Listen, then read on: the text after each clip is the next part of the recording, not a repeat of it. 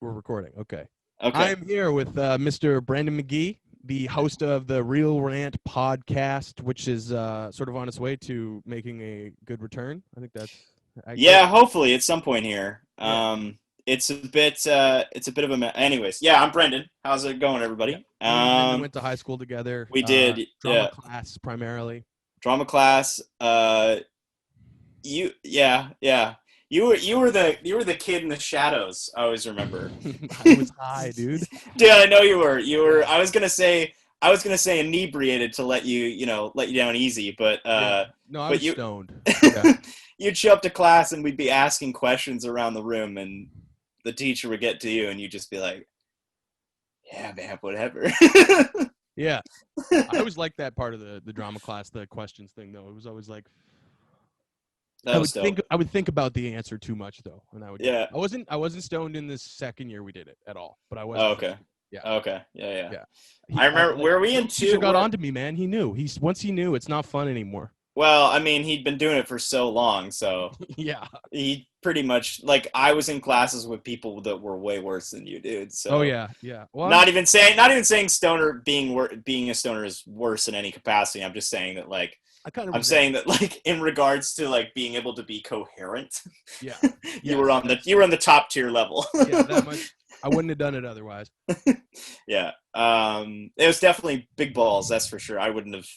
I can't believe I was capable of doing that. I don't think look at weed during daylight. Yeah, I'll be honest with you. I don't think I am so having smoked now since being out of high school for almost 10 years now. And it's legal. Yeah, it's legal now. So we can talk about it. Yeah.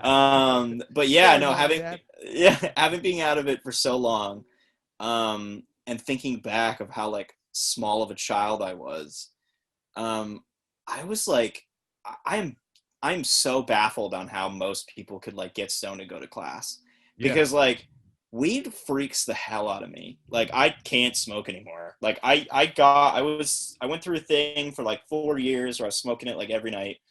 But most of the time, if I ever smoke it now, and I haven't smoked for 5 months, maybe more now, because I definitely took edibles recently. But yeah, that's a different experience. That's closer. Dude, to I hate it. That sucked. Experience. Dude, that sucked. Yeah. Well, that's good to know, because I've never done psych. So yeah, I have too much of a. I mean, here's a perfect segue for us, because I think we should move on from this. But I think I have such a need to be in control in some capacity that being on psychedelics just overwhelms me. The idea of it just freaks me out. I'm just like, dude, and then segue. In regards to the podcast, we spent an hour almost now trying to figure out how to hook up my microphone, because I'm so anal about proper sounding, exporting and importing and all that jazz. So yeah, I have an opposite approach. I'm very much just let's go. Yes. Yeah. I appreciate that. That's pretty cool. I just don't.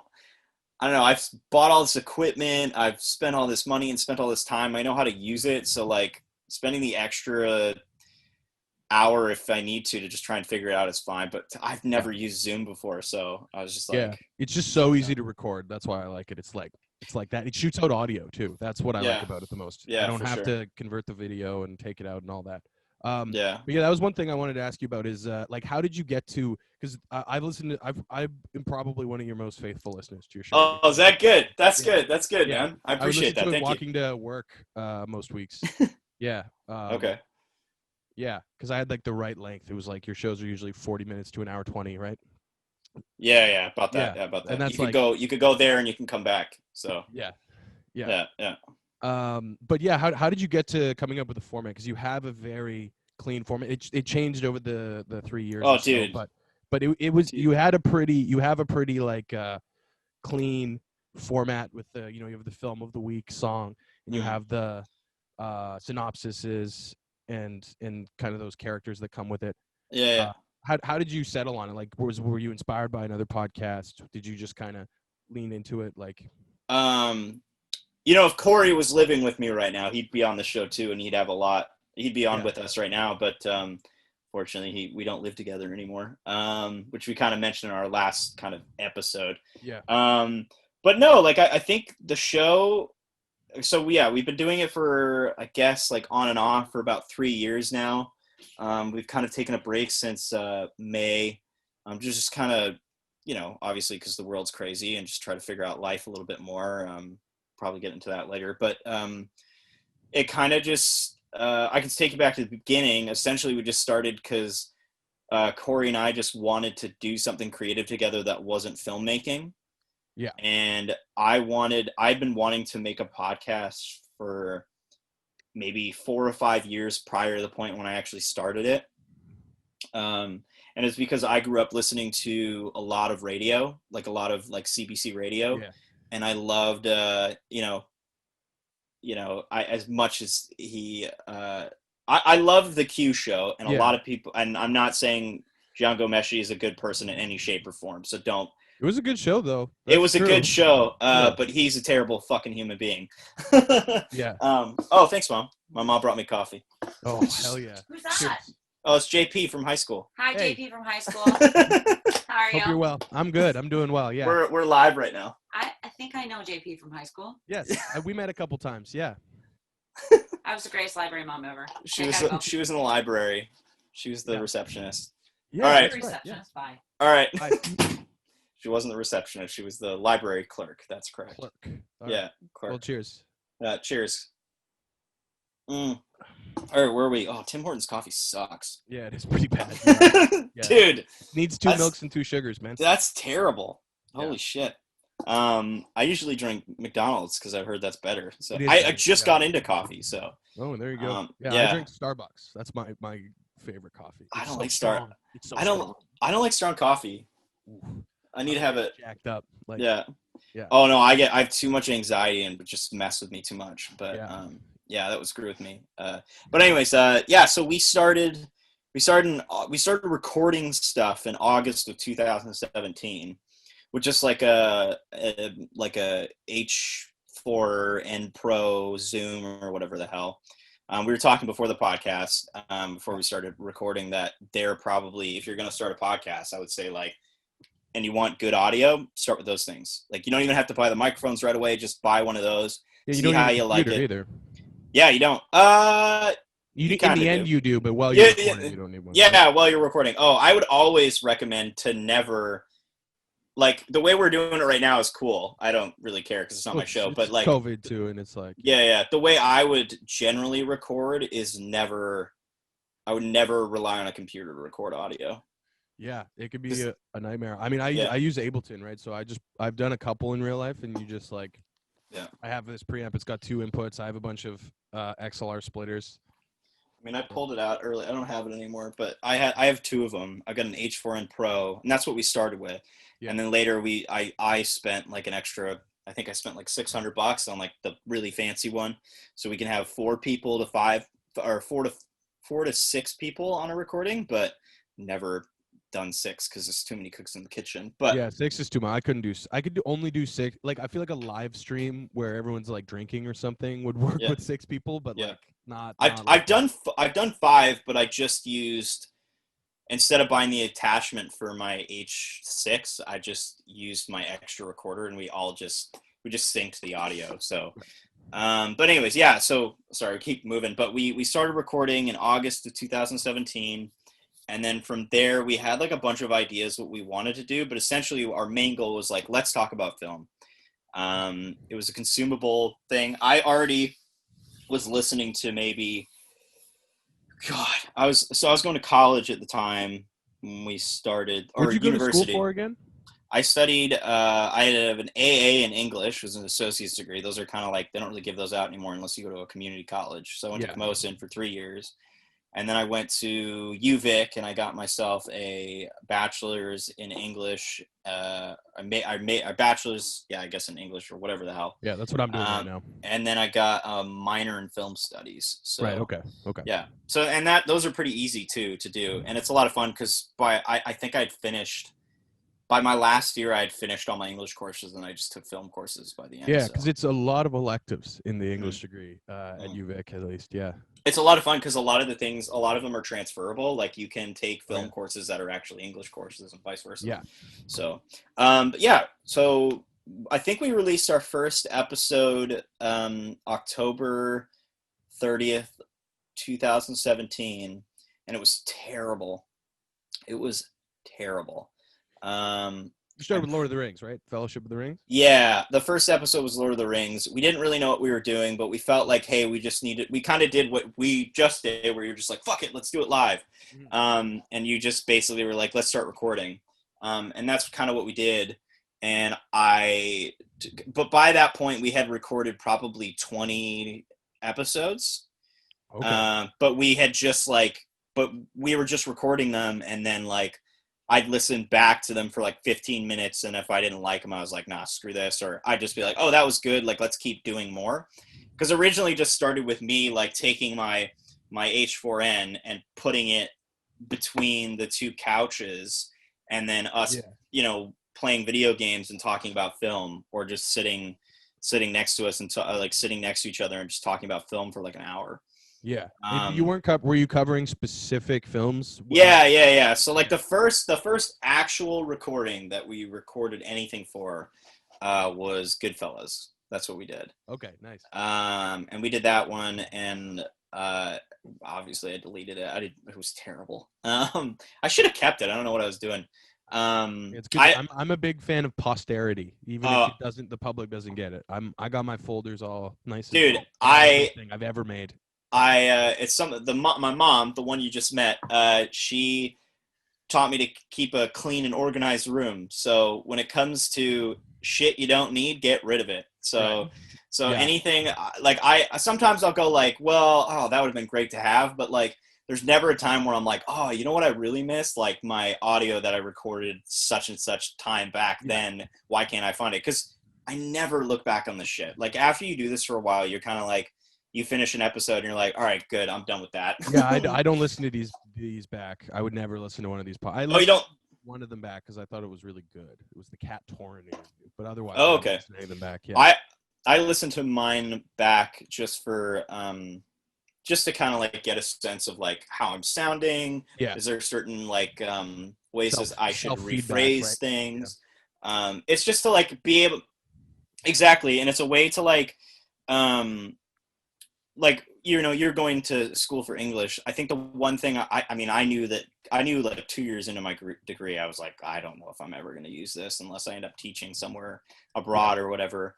But the one thing I learned by the end of like going to school for like 8 years, I think it was 8 or 7 years, I don't know, is that, the degree that I took basically taught me how to take me out of my comfort zone, articulate properly, and argue it really good, like proper points. I'm not saying I'm the smartest person in the world.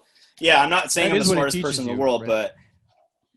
but I know how to fucking rock an argument. Like I can, and that's essentially, I guess, going into the show, like, I think that's kind of how I've crafted the show over the years, is to like basically start at a point and then work our way down from, like you have the opening, you got your intro, we've got the film we're discussing, we talk a little bit about it, and then we get into the beat, of everything. You know what I mean? We break everything down and we talk everything out. And that's kind of how it formed. It really was just kind of natural a bit in the beginning. It was, really kind of all over the map. We had like, we had a thing called What Does Your Mom Think? Which I loved doing. And it kind of like, it was just essentially, it was a segment that we did like maybe 3 or 4 times where we called the guest's relative, because we essentially realized that early on, we're like, wow, no one's going to listen to the show if it's just you and I. So a good way to market something is to like incorporate new people into it every single time. So that's what I'm doing, man. Exactly. So the way you get listeners is if you say, hey, well-known artist, or hey, person that works in the indie film industry, or hey, person who works on YouTube, let's work together. You know what I mean? And you have the work to show for it because you have a platform to give people and be like, hey, look, I have a platform. Let's jump on it with me. Yeah. And then you get, in some like minuscule amount, you'll get like a couple listeners here and there. And our show is built around like, you can come when you want and you can leave when you want. Like we do a lot of films that a lot of people have never heard of. And a lot of those projects that we end up doing are actually the most fun, because we've gotten to work in the community quite a bit, which was really cool. But yeah, no, it really just kind of started naturally. Like I said, like we had the what does your mom think? We'd have a guest call like their mom, or if they their mom couldn't answer, it'd be like a family member. Yeah, call your aunt. They'd ask them like, hey, what do you think of this movie? And and they tell them what they think over the phone. It was really stupid. And then I like that. Yeah. It was weird. It was quirky. Funny. Yeah. It was quirky, and me and Corey, we're a couple of goof boys, silly goof boys, and we're just kind of like, screw it, who cares? And then we kind of like were like, oh, let's do a synopsis, because we wanted to be able to transition properly from like us the Gabby beginning. Yeah, like just kind of like the preamble banter for like 3 minutes into like something more, structured, thought out. Yeah, exactly. And so we were like, let's do a synopsis to kind of give us that, that footstep there. And so we did that, and then that worked out really well. My brother did a lot of the voices for that in the beginning, and he'd like had this like low baritone voice where he'd like put on this, because he was obsessed with the guys who used to do the theater, because we used to have trailers with like people talking like in the world, you know what I mean? Yeah, exactly. And my little brother Jesse James, he was obsessed with those guys, and he was just kind of like, oh, they don't do that anymore. They don't do it anymore. Yeah, no. They all died. I mean, what happens is it went, because I've noticed it. I've thought about it a lot actually recently. Funny enough, we're bringing it up, but it went from maybe one day I'll write a paper on it. But it went from like old timey stuff, right, and to like music and stuff. And then there was like a period of like 30 years where it was like voiceover. Yeah. Like late 70s to the mid to like exactly. Yeah, because I'm thinking about it now. I'm like, oh, I remember like the Sting having it. And then because I watched a trailer for the Sting recently, and I don't know why. That's the Robert Redford. Paul Newman. Yeah. It was right after I think it was right after Butch Cassidy and the Sundance Kid. They were essentially like the Brad Pitt and who's the other actor? George Clooney? Yeah, pretty much at their time. Yeah. For sure, man. 100%. So, anyways, so I got lost here. What was I talking about here? I lost. Trailers. Yeah. So I was watching the trailers and I was thinking about like how it all moved and stuff. And then, so now we're kind of in a bog phase right after like after what is it? Dark Knight. Dark Knight Inception area. Yeah. And then after that, it's now more, it's kind of like piano, like little single note pianos. Yeah. And then Christopher Nolan in the last 10 years has kind of been setting the trend. And I think he's aware of it, because I listened to a podcast also discussing film recently saying that when Dunkirk came out, he, I think, had exclusive rights that specific year to have the ticking clock sound in his trailer for Dunkirk. Okay. I don't know how you would litigate that, honestly. Yeah, I can't remember, but apparently he had like a specific right to hold that ticking clock, that like the ticking of the watch clock down or whatever. Yeah. And so there's a lot of that, but we're kind of back into piano. I don't know. It's all over the map, but yeah. Anyway, I avoid trailers, man. Honestly, like I don't. Oh, I love trailers, man. I love going in blind. I love going like. I've always had a rule, and it's like I try to only know the name of the director if I know who they are, the year it came out, and how long it is. Those are the two things I like to know. See, but I don't know. I think a trailer can make or break whether or not you want to go see it, because I mean I don't know how much them in the theaters. I don't know how much film you consume, but I consume a lot of film every day. I watch a movie every single day. Okay, that's pretty brave. I don't do that anymore. I used to. 351 this year. Oh, really? Yeah. Okay, well, we should talk about that, because I did something similar this year. But so I've kind of like, oh man, I've lost my train of thought again. Fuck me, sorry, man. Trailers, format of your show. Yeah. So my brother did this whole thing where he did his voice and blah blah blah. And then after a while, my brother couldn't record as much anymore, and then he ended up moving out. So then Corey had this wall. Corey liked to do a lot of doodles, and he was really good at it too. He was really good at like making weird like cartoony faces, and he still does it. And so one day, like, he was at work, and I think I had the day off, and I took a piece of cardboard and I put it up on our like storage wall, and I took a Sharpie marker, attached it to a string, and I hung it up on our wall.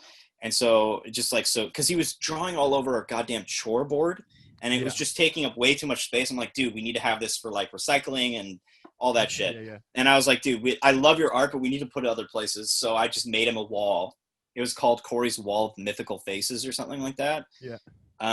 Or Wonderful. I can't remember, but he's got a ton on there. Shit, man. Yeah, it was better fun, than a chore wheel for sure. Yeah. Well, we had the chore wheel was only there in part because, you know, some people that I lived with prior to Corey and my fiance were actually like really not that great at chores. So yeah, I was one of those people. If you lived with me, you would feel that way about me. I nixed the chore wheel though. We tried to do one once, and I was like, "Fuck, no, I'm not doing the chore wheel."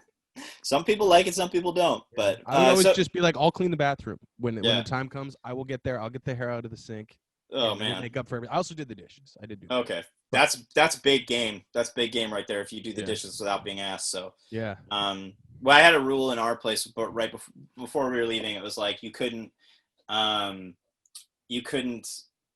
like if someone cooked, you would do the dishes. So like Carmen, my fiance, would cook the dinner, and then no matter what, I would have to do the dishes. Yeah. So, but sometimes she would do the dishes because I worked a manual labor job, and I was just kind of like, she sat at a desk all day. But hopefully she doesn't listen to this.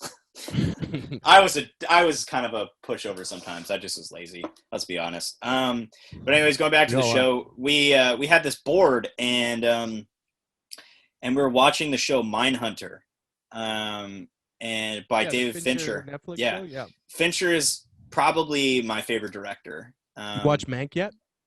I have not. We're saving it. I was gonna watch it for your show today, and I'm saving it because me and Corey are gonna watch it tonight. I'm going over to his place after work. But so yeah, we were watching Mindhunter, and I was trying to get Corey to watch it. And so he's watching with us, and there's this one murderer in the show who like killed his mom or some shit. And Corey, there was like a paused image of the character sitting there, and Corey took a picture of it, and then like traced it or drew it on his board. It was like a cartoon version. Yeah. And he named him Tom Rhombus, and I was like, okay, that's a funny name. And then one day when Jesse couldn't record, and we were realizing this wasn't going to be a consistent thing with my little brother to be able to have him do his voice anymore, we're kind of like, all right, let's figure this out. Let's brainstorm what we're going to do. So I think we sat in a room for like an hour and a half, and we were just like throwing out ideas, and we're like, oh, maybe what if he has like a Jim Carrey voice? So we tried that. And that wasn't working. But the one thing that Corey was always really good at was imitating his dad, because his dad's Scottish. Oh yeah. And so that makes sense. He's got a Scottish ass last name. Yeah. McHugh. An Irish ass last name too. Yeah, my first and last name are super Irish. Like when I go to an airport, Breandan McGhee. I get called to the front of airport security like constantly asking me if my name's correct. Like, do we spell this right? I'm like, yeah, it's not an English spelling. I have to constantly tell people like it's not proper English. So yeah. Anyway, what's the language? What's the Gaelic? Gaelic, right? Yeah, it's Gaelic. And the Scottish language is Celtic. Is that right? Yeah, I don't know. I have no idea, dude. They're a bunch of dirty Scots. No, I'm just joking. I'm just joking. I think if we're gonna put a label on it, I think I'm Scott Irish. Because everybody traded, tribal goods, back in the day. So everybody was mixing. But yeah, so we spitballing in a room for like an hour and a half, and we came up with Tom Rhombus having a Scottish accent, and Corey came up with this weird slogan where he's like, I don't even remember what it is. Maybe you could probably crop one of the audios or something and throw it in here, but it's something to do with I'm not going to do that. Yeah. Okay. Well, but essentially it's just like, I'm not here to cause a ruckus, but I am here to read a synopsis. That's what it was. Yeah. So, hello, my name is Tom Rhombus. I'm not here to cause a ruckus, but I'm here to read a synopsis. And I was like, oh. And Corey's really good at rapping. And he's just really good at like, like rhyming and shit, like rhyming scheme. Rapping, like not yeah. Like well, he's good at rhyming, and when a beat has come into a space where we've been at, he knows how to spitball a little bit, and it's actually quite impressive. So he's generally on top of that, and he popped that out in like 5 seconds, and I was like, that's it right there, let's do that. And so we did that a couple of times, and then we just rolled with it for over the years, and then everything else kind of just fell by the wayside. And then in regards to like the format of like how we kind of started laying everything out, we were trying to manipulate it in a way that made sense. Like originally we were like, well, no one, because the thing is when you make a show for the first time, I don't know how much like people want to keep listening to me ramble on about making my show, but because we can move on. I don't give a shit. No, I like getting middle and end, bro. Let's do it. But essentially, like when you're building a show, you have to realize like early on, one, like you got to have a good name, and it can't involve your name unless it's, I mean, JP versus the world. That's pretty cool. I dig that. Did it last. I literally was like, I did these interviews for the radio. I had a few of them backed up, and I was like, I want to have these on podcast apps. And JP versus the did it all one go.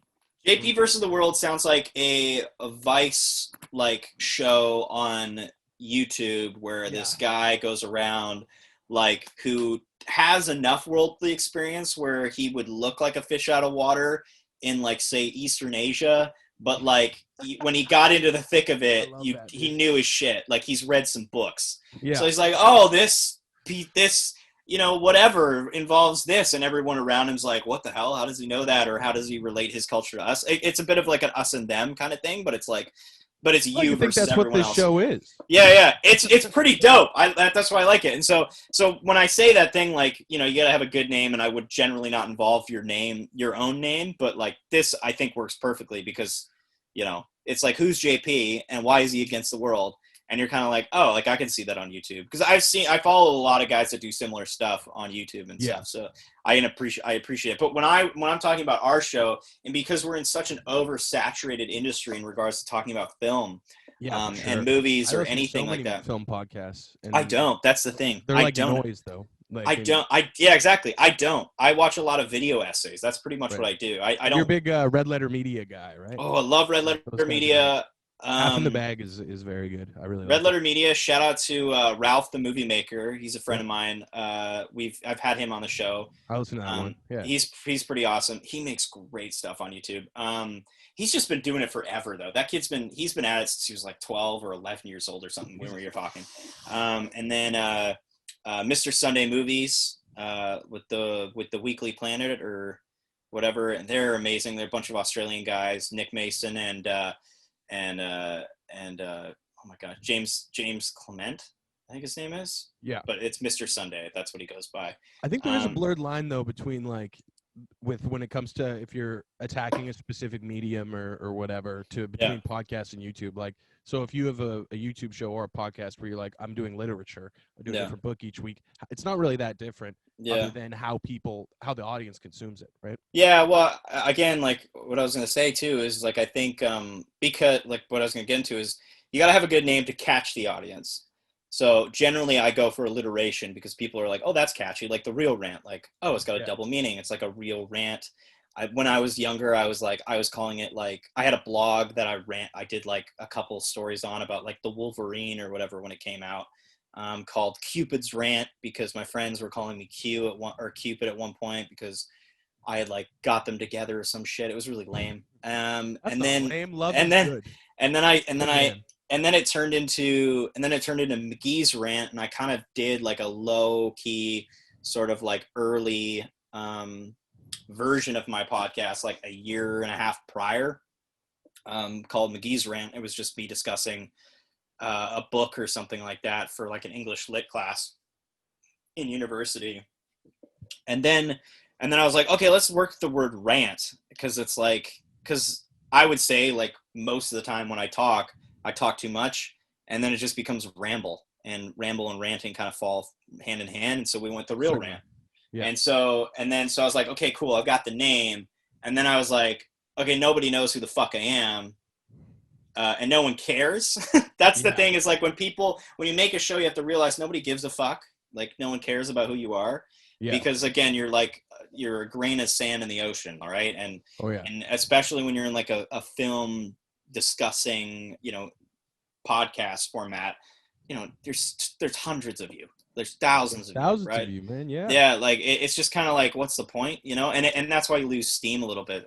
We can get into that later, but, so yeah, I think that's what I think a lot of people need to look into. And then I think kind of going back to what you were saying earlier about, in regards to consuming the media, I think then then after all those things are figured out, like a good name and then recognizing that no one cares, is just being yourself. Because at the end of the day, your audience is going to come back to you based on your personality.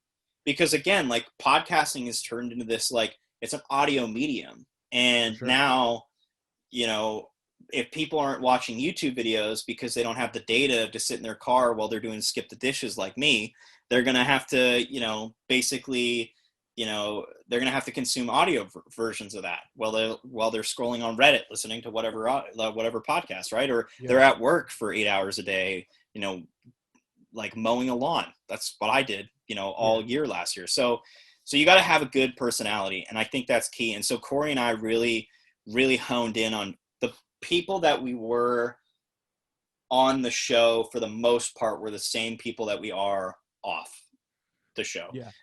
So, and that's what I find very interesting about the podcast medium is that no matter what, though, there's always that performative aspect, but it's so much more like, I don't know if dialed in is the right word, but like, it's like right you there. put the mic in front of you and we know that we're recording. Yeah. We are going to change our behavior slightly because we know that there's an audience, no matter how small that audience is. For sure. And it's funny because it is an audio version, and because podcasting is still kind of in its infancy, I would say, because more people because there's new ways of consuming it like every day, right? So there's new ways of people being able to, create a platform so the creators can figure out like how many people are listening, how many downloads am I getting, so you can figure out who your audience is, right? I don't look at those things, to be clear. But back when I first started, there was no, like, I was navigating an entirely, it was like looking at space maps when I was like kind of like trying to figure out like, oh, what's an RSS feed, how many people am I getting in touch with over in, like, say, the United States and stuff, like, and I could barely read or understand what Squarespace was giving me in regards to that information. And so I would constantly just be like, oh, well, like, our numbers are down, but I wouldn't know what that meant because I'd see like a graph that would go up and then down. And I'd be like, oh, that's not good. And but it's because people downloaded it the day that it came out. Exactly. But I had no way of knowing that because Squarespace, granted, I wasn't probably using the best platform for it, but until you hosted your RSS. We had a website. Yeah. We built a website and everything, and we put everything on there for a year. But then we realized like the only reason why we had it up there was for like links and like quick little bios for people, stuff like that. And then I think for like 2 years near the end, or a year and a half, we just stopped using it because we were just like, we're just like, you don't need a website. You need don't. Social media. It's like that's true. Yeah. I just do it on my personal Instagram. Thankfully, the name of my show, right, is JP versus the world, so I don't need to do Instagram. I can just be like, it's fucking me. For sure. Yeah. But we were using the website, and then we're like, I think once I realized like I was moving, I was like, well, I don't want to pay for this, $250 website every year that I'm maybe uploading, because I haven't. It was it's a lot. And like when I looked at how much I was using it, I was like, I'd fallen back a lot. I was just kind of like, I don't really want to use this anymore. So I went, and then somebody came out with Anchor, because I produce podcasts as well. My fiance's father, right around the time I was building my podcast and putting my show together, he came to me and was like, hey, I want to start my own podcast too. Are you willing to like edit for me and produce it for me? And I was like, yeah, sure. Like, let's work it out. And so he had a marketing podcast, but it was essentially the same structure. Like, because he and I both agreed, like, cause he's a marketing guy. He works in marketing. And he was just like, I want to build a show around telling people stories. And I was like, that's kind of what I do. Cause that was like, we use film as an avenue to talk about people's lives. And that's what I like about your show is that it uses this sort of like it's almost like a bait and switch, but not in like a negative way. You know what I mean? Yeah. Where it's like, you find a way to use the film to get people to kind of and what I wrote down actually, you'll like this, was it's the you look at the subjectivity of perspective. Yeah. Right. So you'll discuss like the lens that people see the film through, as opposed to their actual oh, this shot was very good, and obviously there's some of that, but yeah.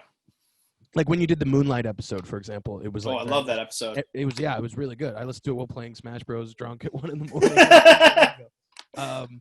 And I was like, it very much was like, because all three of you had saw the film through a different perspective, simply through the way that you had lived. And that was with identity and everything. And I thought that was really well done. Yeah, that was a fun episode to do. Like, again, like I said, we have like these, the show is very much hello and goodbye. Like, it is very much like, oh, I like that film, I don't like this film, right? And we realized that early on that we weren't going to have continuing, unless we had like super fans that were going to come back every single week listening to every single episode, regardless of whatever film we watched. And if we had those fans, we wanted to cover the bases by letting people know what film we were watching next week. And it got to a point where I was like, when I recorded an episode and I said what film we were watching next week, we had to record that episode film discussion the next week. And if we ever fucked up and we didn't record that episode, I would be so devastated with myself, because I'm like, oh man, there's got to be like one person out there that prepared to watch this film with us to discuss that film that next week. And I would always just feel really guilty about it. But yeah, no, each episode is very much, as we grew later on, we realized like each episode is for someone. And it's mainly for the person who's on the episode. Like I said, like we market the show so that way, we'll go to people that haven't been experienced on any sort of like creative platform before, or we'll go to people that are like interested in podcasts or interested in film, or just an interesting person. We'll say like, hey, do you want to come on the show? And they'll be like, oh, well, sure, what do I have to do? And I said, well, you just pick a film that you're really passionate about. Like, this is the criteria. You have to be able to pick a film that you're passionate about, pick a film that means something to you in a certain way. You have a memory associated with it, or, you grew up with it or whatever. Yeah. And the other thing is you have to be able to take like notes. Like you have to be able to know, and think about the film and be like, oh, I could definitely see myself talking about that film for at least a half an hour. Yeah. Right. Because if whatever you don't say, I'll generally, I've gotten pretty good at the point where I'll just take a load of shit and then just throw it out there in the ether, and then people kind of gravitate towards it when we're in the discussion. Yeah. But each episode, man. Yeah. But each episode is very much for the person that is on the episode. It's for them. It's cathartic. It's therapy. I find it to be therapy in a way. Yeah. And because I've learned a lot about myself in making the show, but also doing the recordings, but also it's for a person that may have seen the film, that may have, like you said, experienced life in a different way. So like that film, that Moonlight episode was really important to me, because that was the first time I had seen, I believe it was Parker, and my co-host for that episode was Amy Anderson. She was with us on the show for a while, and then we kind of just stopped being able to work together because our schedules are so busy, because she was a member of the show for a while, and then it just didn't end up working out. But there's nothing hard feelings there. It just didn't end up just time, man. Yeah, just time. Basically. Economy of time. It really, and but yeah, Parker is Parker. I don't know the proper terminology. Can you just say like black? Yeah, I don't know. Yeah. I'm not going to try and I haven't lived those shoes, so I don't want to assume too. So he's American too as well. I'm pretty sure. But anyways, so yeah, he's lived a certain life that a lot of people haven't lived, and he picked that film, and it was a great film to talk about, because I had seen that film with my buddy, who were both really white. I mean, like we're perceived to be white. Like if we walk down the street, be like, oh, he's white, but you wouldn't know that like I'm also native. So and I grew up with a native context, but it's just like it's all about getting to know somebody. But yeah, so getting that film was for a specific audience, but it was also for the people like me who hadn't lived that life and haven't lived a life of like being, I don't know how much I want to get into this because I don't want to speak for people, but like segregated, I guess, in a way, from a certain aspect of life, and felt, shamed, or felt, ousted from society in whatever capacity because of the color of their skin. It doesn't even have to be black, but you know what I mean? So it was really nice. And also I hadn't seen Parker, and like we were childhood friends. I hadn't seen him since we were like really young. So it was really nice to like have that. And it was like therapy, right? So, Yeah. because a lot of the people I have on are people that I haven't seen in years too. And I'm just like, hey, this is a good avenue for us to hang out and dive deep and get to know each other. So, but yeah, I don't know if you want to, yeah, I could talk. If you want to ask me another question, we can go deeper into that. Cause yeah, yeah. Sorry, dead air. No, dead air is okay. I'm wondering, like, I wrote this down in my notes. Like, what do you feel the strength of your show is? What's your strongest quality of the show, whether it's on a technical level or more philosophical? Or even you. What do you think you're best at, man? That's a better question. I think and you're not applying for I'm not I know I'm a good listener, even though it doesn't come off that I am, because I talk so goddamn much. Yeah. It's good for my show, man. Yeah. I talk, and I hope people are, I'm not trying to toot my own horn here at all. I just talk a lot, and sometimes I forget. I got ADHD, so I'm all over the gaff. So are you medicated? Do you take No, not anymore. I used to. I had been medicated. I have no problem sharing this because in high school, I'm always curious about it because I've abused ADHD medication. Don't do that. It's bad for your brain. It's really bad for your brain. Yeah. No. Fun though, man. Sure, but it fucks you up. Yeah, no, I got diagnosed when I was I think like 7. Okay. I just remember going to university when I was a kid and like playing like Connect 4 and shit, and then occasionally doing tests with me and stuff like that. I don't know. But yeah, I got diagnosed, and then shortly after that, I started going to therapy. So I would like to attribute the fact that I think I'm partly a good listener and a really good talker is because I've just gotten so used to telling people how I feel. Yeah. Right. That's good. And I have a level of honesty that gets me in trouble. So I have a hard time not saying the things that everybody feels uncomfortable to say in a room. Like, I'm the guy that when we're in a room, and I'm not tooting my own horn here, I just toot away, man. I'm seriously not. It's not even. I'm not generally aware of it sometimes. When there's an elephant in the room, I get really uncomfortable by the elephant in the room and no one talking about it, to the point where I get anxious and I'm like, what's that elephant doing over there? And everyone's like, dude, shut up, man. He's just trying to have a drink and hang out with us, you know? But I'm kind of that guy. Like, I'm very much like, I don't like feeling uncomfortable. So instead of feeling the uncomfortability, I let everybody know about it, and then we discuss it, whether it's my uncomfortability or it's a group's uncomfortable, ability in I don't even think that's a word, but like the just the essence of like being in a space and feeling uncomfortable, and everyone's either feeling it or one person's feeling it. It's just like, we need to talk about it. And going back to film, I think that's a very similar thing, because film is an expression of one person's soul. And when you kind of like, well, it's many people's soul because a lot of people put time into it, but one person wrote it, and then the person that directed it kind of has that essence, right? Yeah, and the vision is seen through excess collaboration, right? Exactly.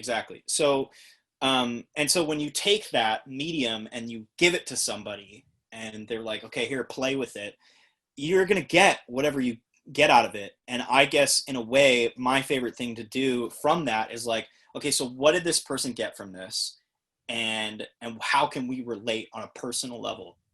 And I think that's where what the show has. That's what makes it unique, and it's kind of what you send. It's funny, I've never really articulated this before, but yeah, it's just kind of, I think that's what I want as a person. Like, just as a general human being, I want to be able to connect with people through something, whether it's art or a plant or a cup of coffee, right? Like, you want to be able to relate with people in any kind of way, because we live in a fucking crazy world and everyone's angry at each other all the time, and rightfully so. But I think we also need to find places where we have commonality. Like, me and my brother, we hate each other's guts sometimes, but when we talk about movies, we have a great time. Like he's always like talking to me like, oh, we should watch this or we should watch this. And I'm like, oh, okay, cool. Same with me and my brother. Yeah. I watch most of my movies with my brother. Yeah. Like me and my brother, we had a thing for a couple of years where we would, on Christmas Day, would go see Quentin Tarantino films. Like that's what we did every single year. So, but yeah, like I think that is like, movies are just so easy to consume for the most part. TV shows are easy to consume on an episode to episode basis, but I never ever get the same, I guess you could use the word vigor, because I guess in a way that's like, I feel very like, oh, great after a film discussion between two people that have either opposing ideas or similar ideas.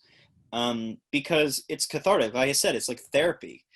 Because in an essence, because of the criteria of how we have people come on the show, we want people to come on talking about those feelings that they have when they view these things. We want people, we haven't had anybody cry on the show, but God damn, it would be great to have somebody cry. Yeah, well, in a good way. I'll do my best. Yeah, in a good way, not like in a bad way. Just like as like a cathartic, therapeutic. I think in another life, I could have been a really great therapist. But I think I'll probably end up settling for being a bartender. I'll be honest with you. Could be worse. Yeah.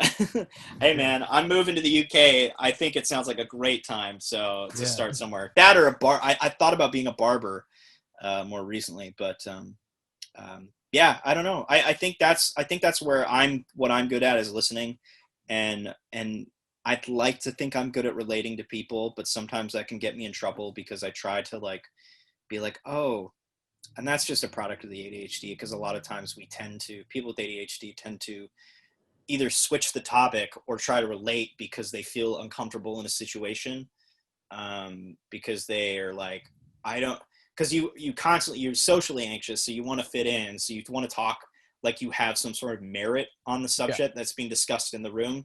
So you therefore either steer the subject a little bit outside the area of where everyone else is discussing, so you can kind of maneuver it in a way that you feel comfortable. I think everyone does that to an extent too, though. That's true. That's true.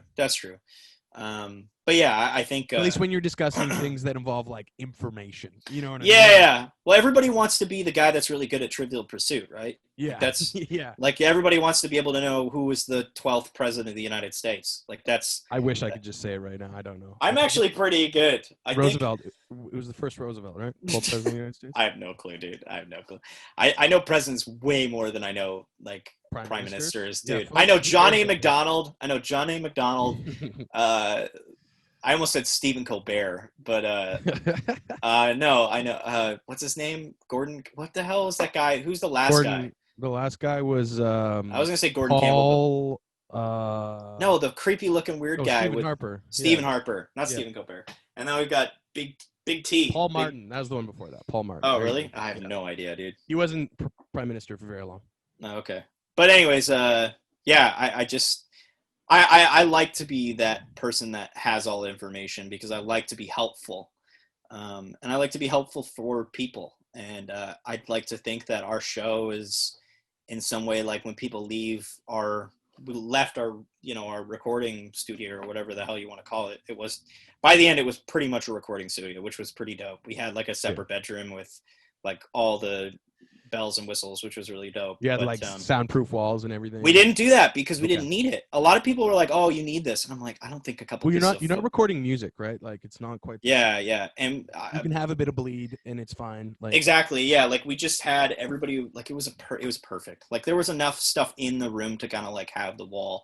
There's enough like furniture in the room for shit to bounce off of. It was great. Like it was a pretty awesome looking room. I was pretty impressed by it. There was like a samurai sword in there and stuff. It was like a low key version of the Joe Rogan Experience, but like room. Yeah, like, I liked it quite a bit. There was like a lot of Ninja Turtles. Joe's room stresses me out, man. It's a his little new one. Well, his new one looks horrible, honestly. Yeah. It looks like it's kind of fun, but it looks horrible. Yeah. I think like the world is over and he is the only person left broadcasting. For sure. Yeah. No, I get there, man. I feel kind of ashamed of saying that I listen to Joe Rogan. Fuck it, who cares, man? Because I like Joe Rogan sometimes. That's how I feel. I don't know. I think if we wanted to move into the podcast part here, like consuming media here, like I listen to, on average, I probably listen to more podcasts a week than I consume any other form of media. Like I probably listen to like 30 hours of. Okay. I mean, back in the day, I was listening to like 40 hours a week, maybe more plus, because I worked 8-hour shifts a day, 5 days a week. I'd put my headphones in and I'd start listening. So, what's your shit? What do you listen to? well, obviously, like true crime is really great. There's that True Crime Canada one that's really popular. Yeah, but I listen to a lot of like NPR type stuff. Yeah. Okay. Like, here, I'm just gonna pull out my phone here and pull it up. Yeah. My favorite. The show that I'm actually listening to right now that I really, really like, and it was just as of recently. I like radio shows like as I did when I was a kid.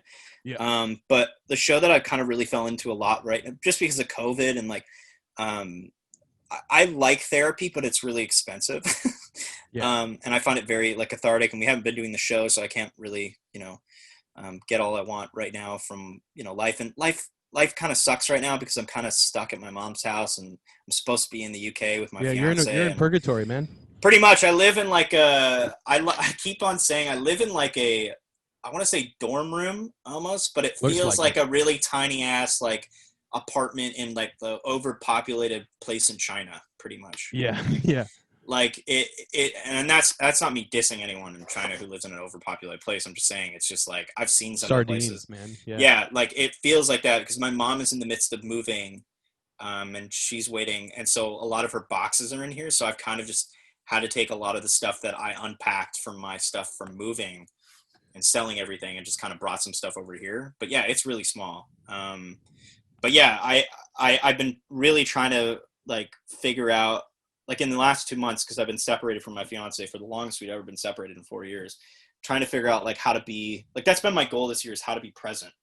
And I've been working on that for years, and this will actually tie into the podcasting, so just bear with me. But and I think that's really important that a lot of people find that in life.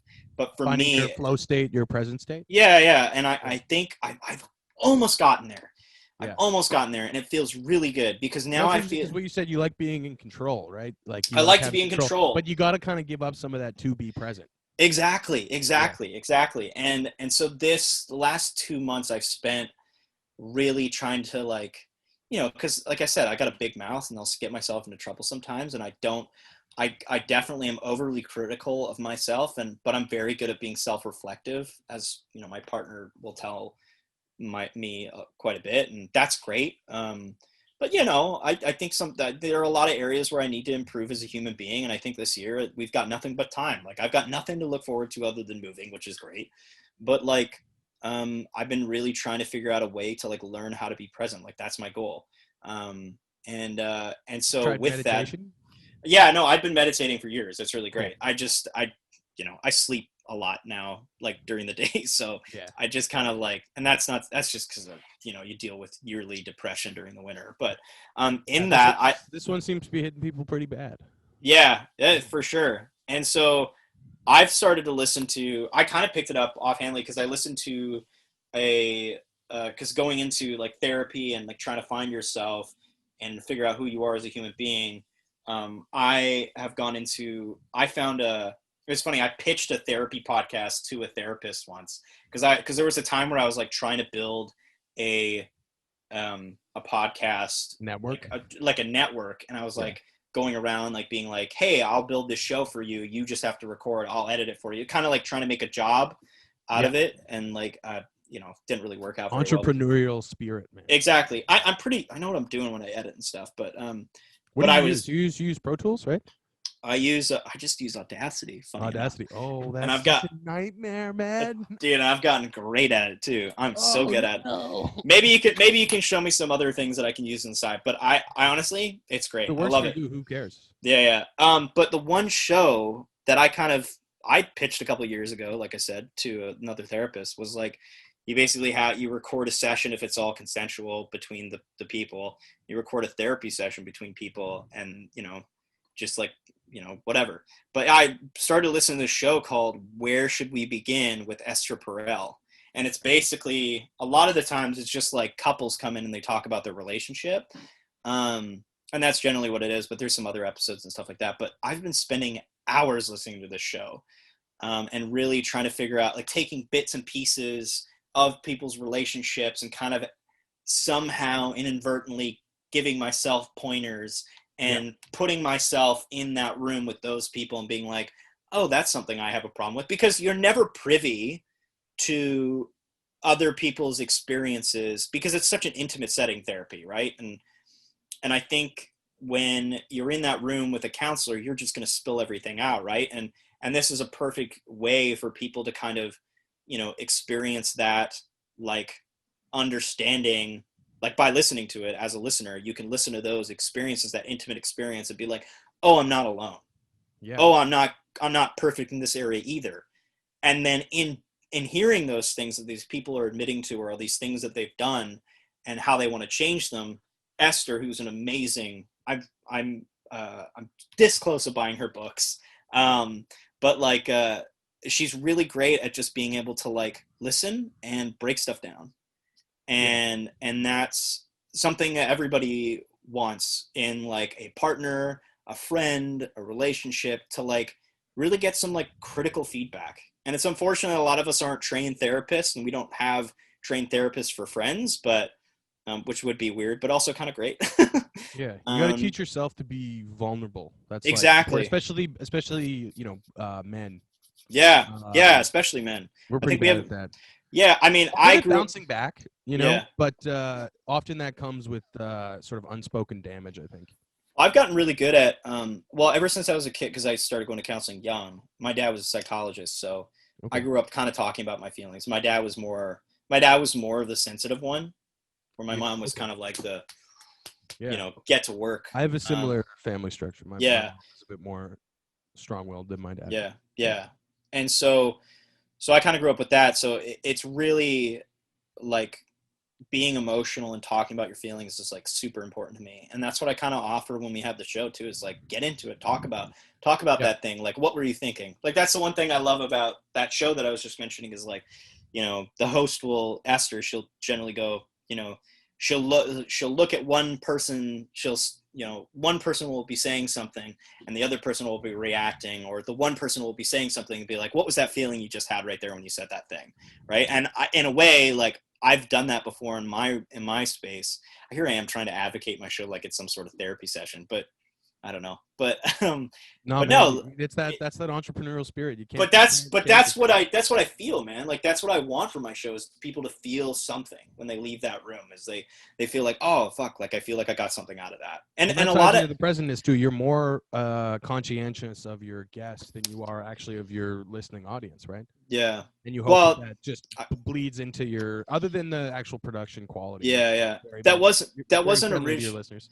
Oh yeah, man. Like, as soon as we realized we could spend a little bit more money on, like, getting better equipment, I was like, yes.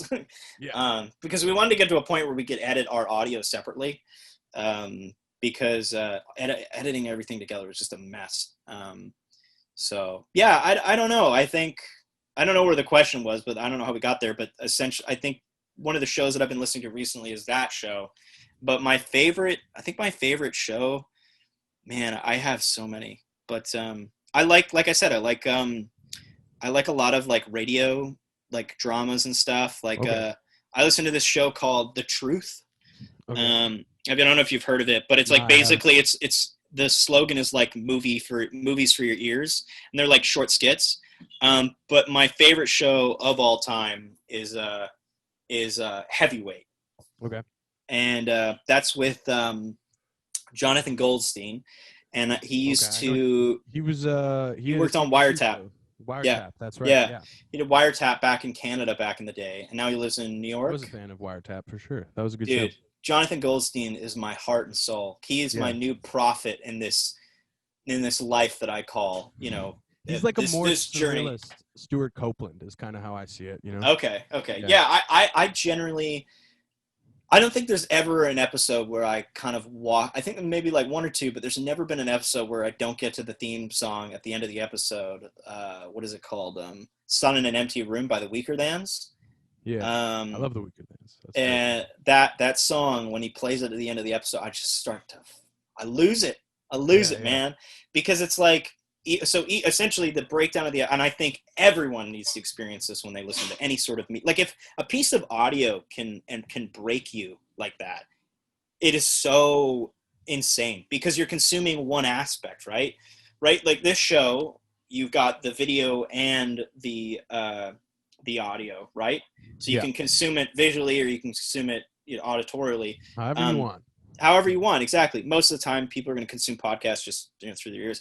But if you can take away one element from someone, and like the visual aspect from someone, and make them feel something, that's powerful, right? Yeah, that's something I've talked to a lot of people about is the like how medium matters, right? So and how active and passive different things are, because film is technically 100% active, right?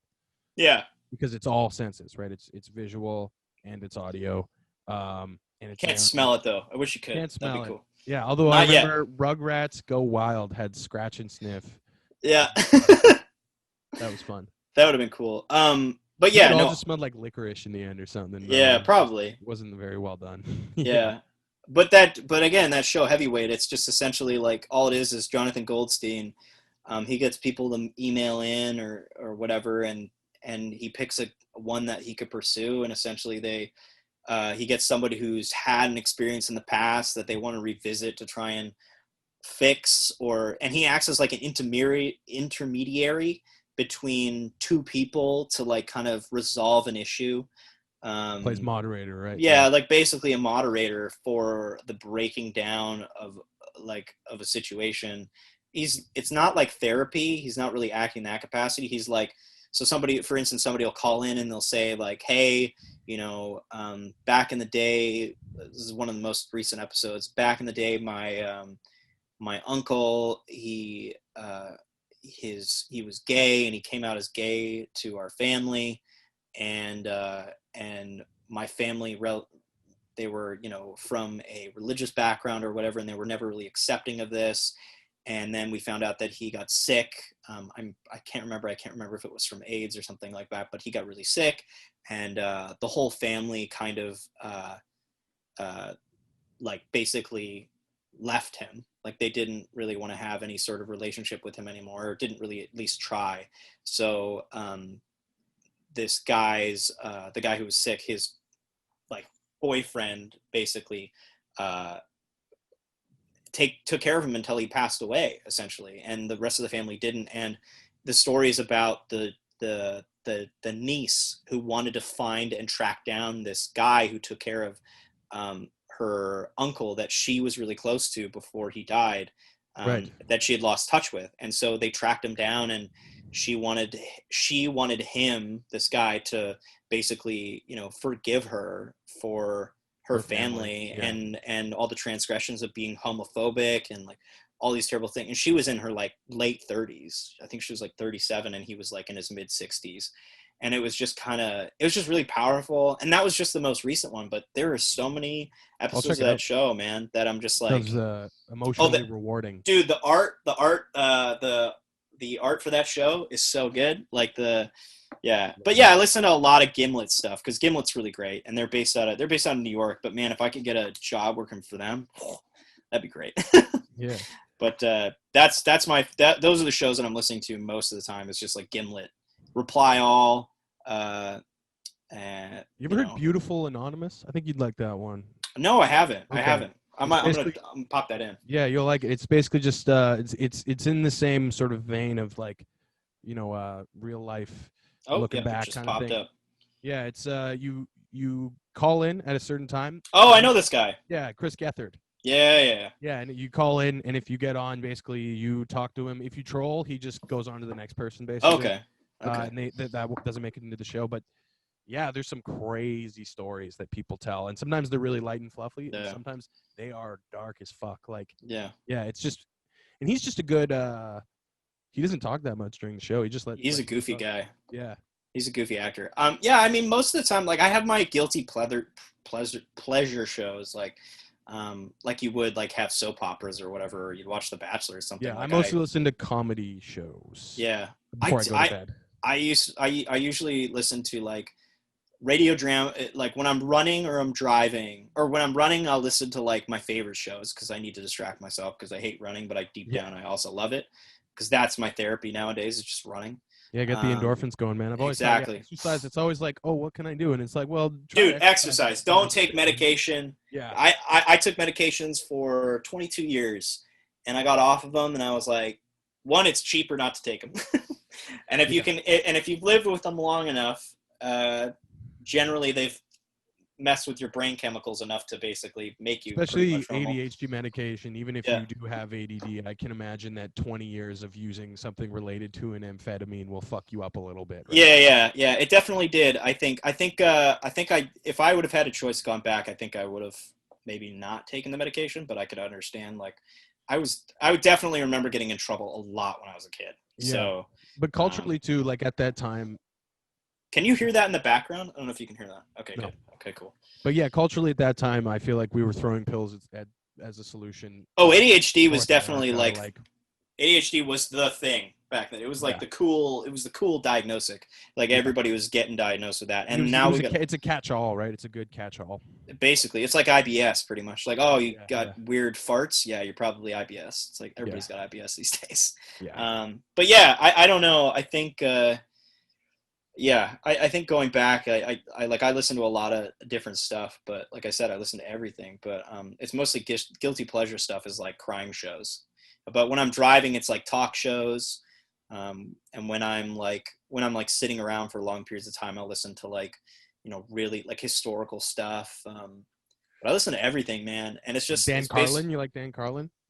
No, I do not listen. Hardcore History. No, I don't like his stuff. I like his current affairs show, but the hardcore history is something I've never been able to wrap my head around. Dude, hardcore history is for it. It's hardcore. It's hardcore.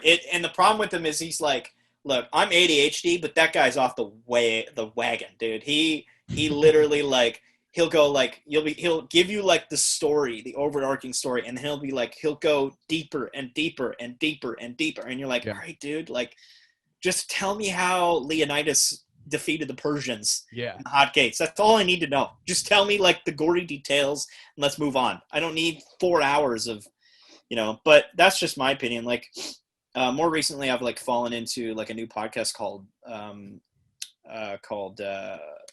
is it called? Like Fallen Civilizations or whatever, which is kind of cool. But yeah, I don't know. I just kind of, whatever I'm feeling something, or I'm on YouTube quite a bit. I watch a lot of stuff I consume a lot of media on YouTube. Yeah, I've gotten really hooked on YouTube. I like gamer. I've been watching game. I'm not even that much of a gamer. I just watch like fucking gamer content. Like, mine's political commentary now, and historical documentaries. Like what kind of political commentary are we talking? Just you're not like watching like Ben Shapiro or something. Well, here's the thing: is like, I mean, if you really want to get into this, we can. I was thinking we should go back to I don't know how long do you want me on here for? I don't care.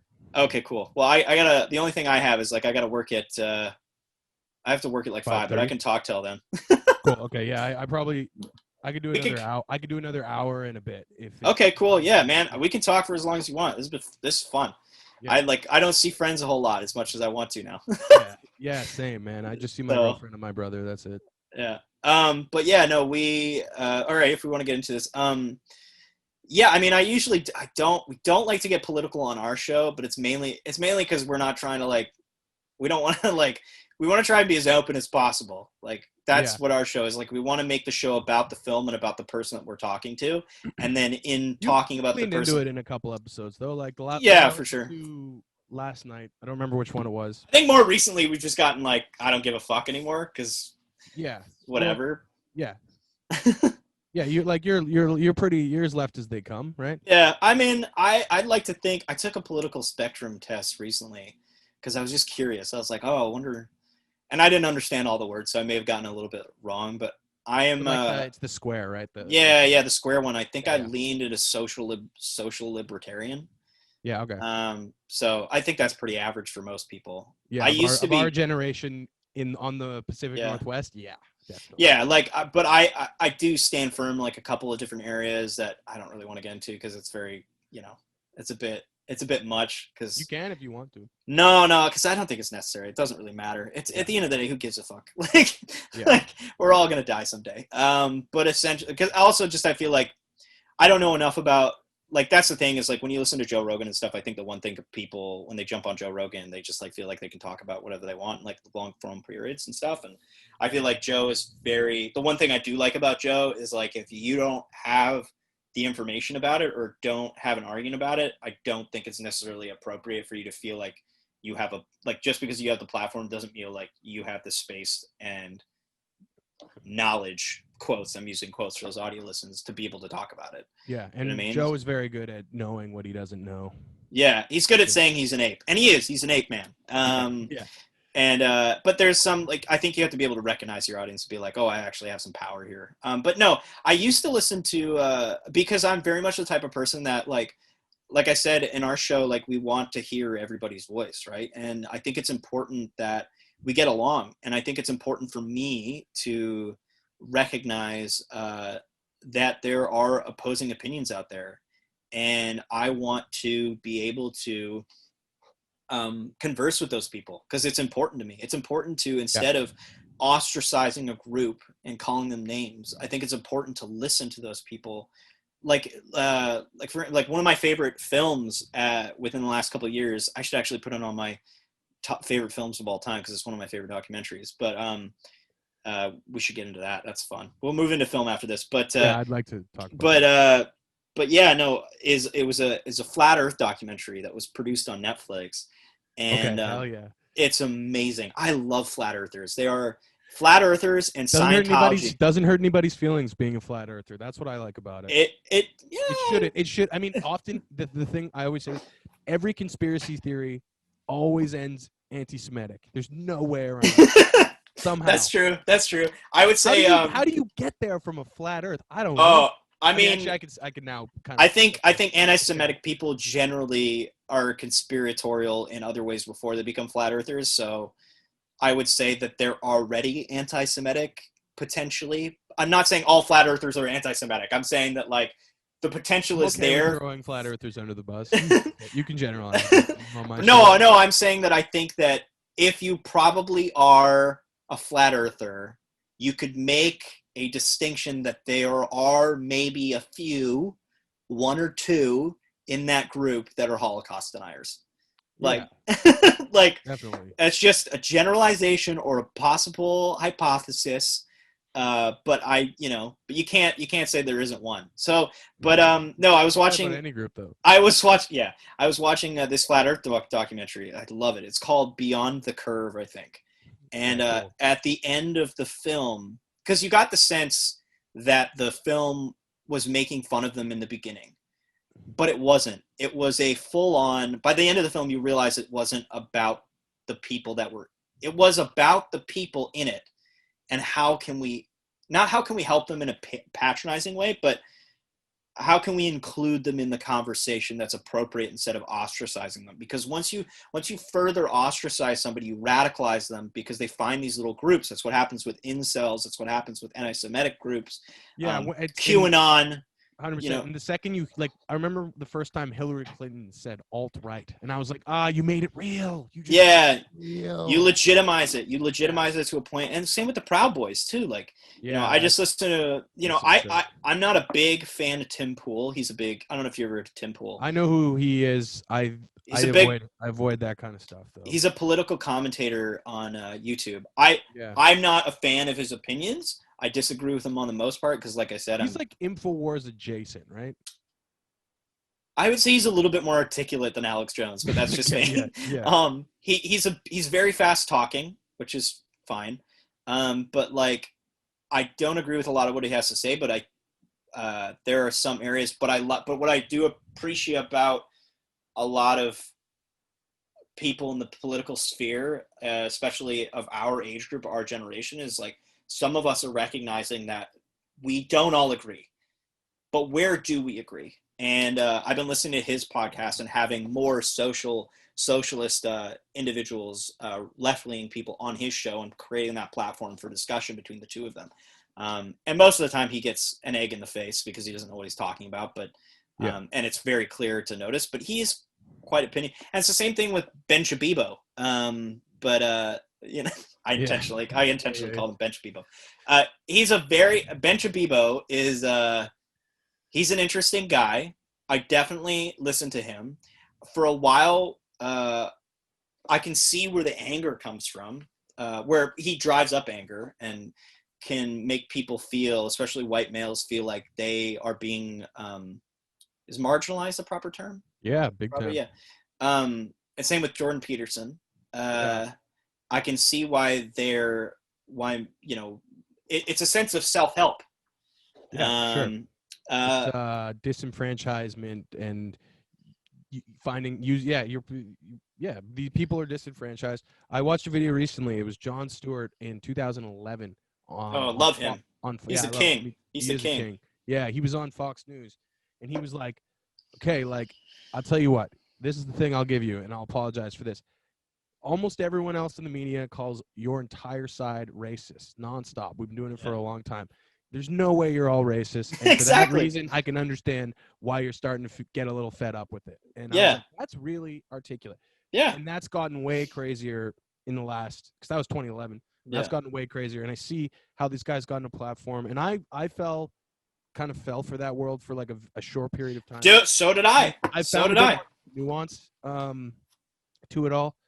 I think like these guys, particularly Ben Shapiro, is just a capitalist. Like, and I don't mean that in like a economic sense, but like a culture capitalist. They see a hole in the market and they fill it. And there's no real. I don't think any of these motherfuckers have any convictions under this shit. Are you just being nice instead of calling? You could call them grifters. Are they grifters? Grifters. That's a term I don't know very well, but I see it on Twitter. Yeah. Yeah.